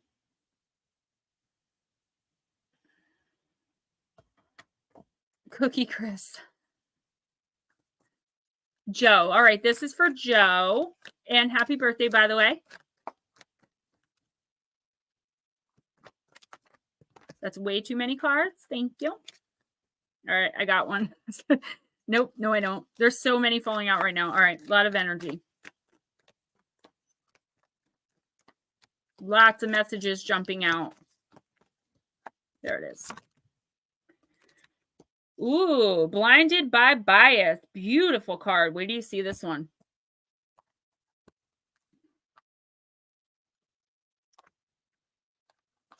All right, so Joe, bias is defined as the prejudice that has a person favoring a belief, an ideology, person, or group over another, often unfairly and without informed reason. While some preferences, like for strawberry over chocolate, are innocent, bias is the foundation of all aggression, oppression, inequality, stereotyping, and social injustice. We can be good people at our core, but become less wise, less accepting, and empathetic because of our biases. Our biases influence our thoughts and emotions, our day-to-day lives, and our interactions with others, our decision-making process, our ability to be objective, impartial, and have an open mind. Even our ability to receive advice and help can be unduly affected. There's very little that's not influenced by our personal and often unconscious bias. How do you address your bias? The first step is to accept that you have them. The second step is to learn to familiarize yourself with different kinds of bias and determine if they are present in your daily interactions. For example, if you're a woman who wants gender equality, do you react to women being objectified but then objectify men? Bias often expresses as an assumption. For example, believing that a person with a mental illness is more likely to harm another person than someone without one. It can be seen in the belief that a person with a disability always needs to be helped or wants to be fixed, when many are at peace with their situation and capable of doing everything others can do and possibly more. Joe, by exploring your personal biases and reducing their influence, you can identify and help eliminate bias and its effects in the broader community. So this is not talking about bias like with race or looking at disabled people. That was weird. The card is gorgeous, isn't it? What this is talking about, Joe, is there's something really good, either that just came into your life, like an opportunity. Maybe it's a person. There's something here, or more than likely it's coming in the next week or two. Okay. Birthday energy is rebirth energy. New things getting started, old things dead, done, over with, dying off. As long as you've been putting in the work. Life is work. What this is talking about is whatever this offer is, okay, if it's an offer of love from a person, you are going to look at it. You have a bias against it for some reason. And again, I don't mean it like in the literal word of bias. It's like you've had a bad experience in the past with a person like this. I have a bias against Gemini men, dating them romantically. Just had bad experiences with them. Love them as friends, have really bad experiences with dating them. It's a little thing like that. But the problem is, Joe, that it could severely alter your path if you don't really think it through. Do not make snap judgments or snap decisions. We should never do that. But in the next week or two, really think things through before you accept or deny anything or anyone. As a matter of fact, if you're getting a snap judgment that something is automatically not for you or bad, the universe wants you to move forward and just try it out. You're not accepting a marriage proposal. Do you know what I'm saying? It's not anything that's going to be permanent or definitely permanent. It's just something the universe wants you to try, because I feel like through whatever this is, by accepting this opportunity where people are like, wow, that's so unlike Joe. He would normally never date a Libra. You know what I'm saying? Like, or he would normally never take a job where he has to talk on the phone all day. Once you do that, the opportunity for something so much bigger and better that you've been waiting for and working towards, that's how this is going to come to you. So if you look at something or someone and make that snap judgment in the next week or two, you are not going to get this amazing opportunity that's circling around you right now, just waiting for a place to land. You're going to have to work much harder, wait much longer than if you would just give something or someone a chance that you never thought you would or you normally wouldn't. Yes, make sure he sees it and tell him happy birthday and thank you so much. So Smoochie and Black Dragon. Smoochie, I'm going to do the magic of you. Everybody, I'm just going to say goodnight now. Thank you so much for coming in. Don't forget, no upload Monday. Unfortunately, I had a lot to catch up with. Please don't forget my PayPal and Cash App donations, Amazon wish list gift link, and links to all of my books are in every single one of my pre-recordeds. I couldn't fit it in here. Donations always help. Coming in with your time and hanging out. You guys are the actual best. Like I said, I never feel here leaving, worse for the wear. Smoochie, you got card number 27, the card of resilience. Burn away the past. The girl of resilience is relaxed. She impassively stokes and stirs the flames of her past at her feet. In her crowded room of memory, she fans the flames without fear of letting go of events, ideas, people, and places that once defined her. She is comfortable in her room and is not leaving her space. The smoke does not overtake her. The window is open and a branch of the tree of life reaches in to guide her, always to heightening. Have a good weekend, everyone. Whoa, don't do that. Almost knocked all the cards in my lap. To clarity and wisdom. When resilience appears, Smoochie, it's time to stoke the fires of your past and release that which no longer serves you. Know that to rise like a phoenix, it is necessary to dive into the flames. Be warmed and confident in the light that comes from burning away and releasing the bad and the good of the past. Release it all to be reborn with Agni, the inner flame. So Smoochie, yeah, you are letting go of people, places, things, opportunities, situations, relationships, etc. that no longer serve you. I feel like it's like for once and for all and for finally. I also feel like you could be helping someone else do this as well. There is something that's a major part of your life, something or someone that you are just letting go of. I feel like you can no longer deal with it or handle it. It's not going to be like overnight, it's gone, but I feel like you are working on releasing whatever this or whoever this burden is to you. The universe is saying this is a step in the right direction. You are being guided to do this by your spirit team. Don't back down. Don't back out of it. Don't give into it. Don't be pulled back into it. Don't be manipulated. The right decision is to leave what and or whoever this is behind. You have no more need for it in your life. Black Dragon, I'm using, and Stokes. Next week, Intuitive Oracle will be on Saturday, guys, but I will release, announcements about that because I'll be at my mom's house for Damien's birthday on Monday.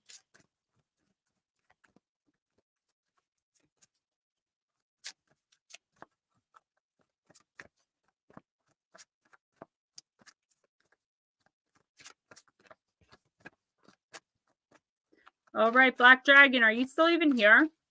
You're usually still here till the end, right? Owl Messenger. Wow, what a beauty. Don't fall in love. Good night, guys.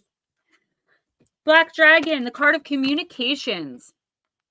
A young woman casts an owl from her balcony, holding a scroll between its claws. The bird flies into the sky with great speed and its eyes firmly set on its destination. In our modern age, we receive many messages throughout our day. We no longer rely on just the mail carrier to deliver letters and documents, since we now have an array of electronic means for sending and receiving information.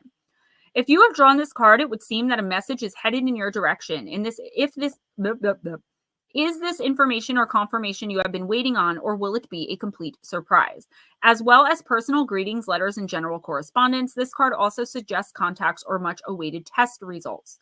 Although Owl Messenger can predict mail arriving on your doorstep, it can also encourage you to put pen to paper, so to speak. Have you got forms that need filling out or sending, or might a loved one appreciate a call or some kind of contact? A message could make their day. So, Black Dragon, yeah. Definitely receiving some good news through either snail mail or email. Okay, I'm not seeing text, phone call. There's something good coming in, and I do think it's very unexpected. Could be test results, something like that, but it is good news. The main theme of this message is someone from the other side is reaching out to you to reach out to someone else. You are being urged to reach out. So just, I'm giving an example. Say you haven't spoken to your brother in 6 months because you had some kind of argument. Someone from the other side is like, get off your butt and call your brother. And you can feel this, like you keep hearing in your head, I should call so-and-so. I should call so-and-so. But you're just ignoring it. You know, like F them after what they did to me. No, drop the grudge, call or reach out to whoever this is. Obviously, it doesn't have to be your brother, but there is someone here from the other side that is like, you need to tell him, they need to get in contact with that person who you had a disagreement with, an argument with, the person you cut off, but you miss them. You keep thinking about them. It wasn't toxic. There was no drama involved. It was just a little argument. And now you guys aren't talking anymore. And this person is a big part of your soul chart, your journey, and where you're supposed to be going, what you're supposed to be doing. Guys, good night. I love you. I am cleaning up and going to bed. I will check my phone, but I'm probably not going to be responding to messages tonight. Oh, thank you. You guys are so sweet. You made my whole week. And thank you for that. No video Monday, but I will see you guys on Friday or Saturday. I'm sorry.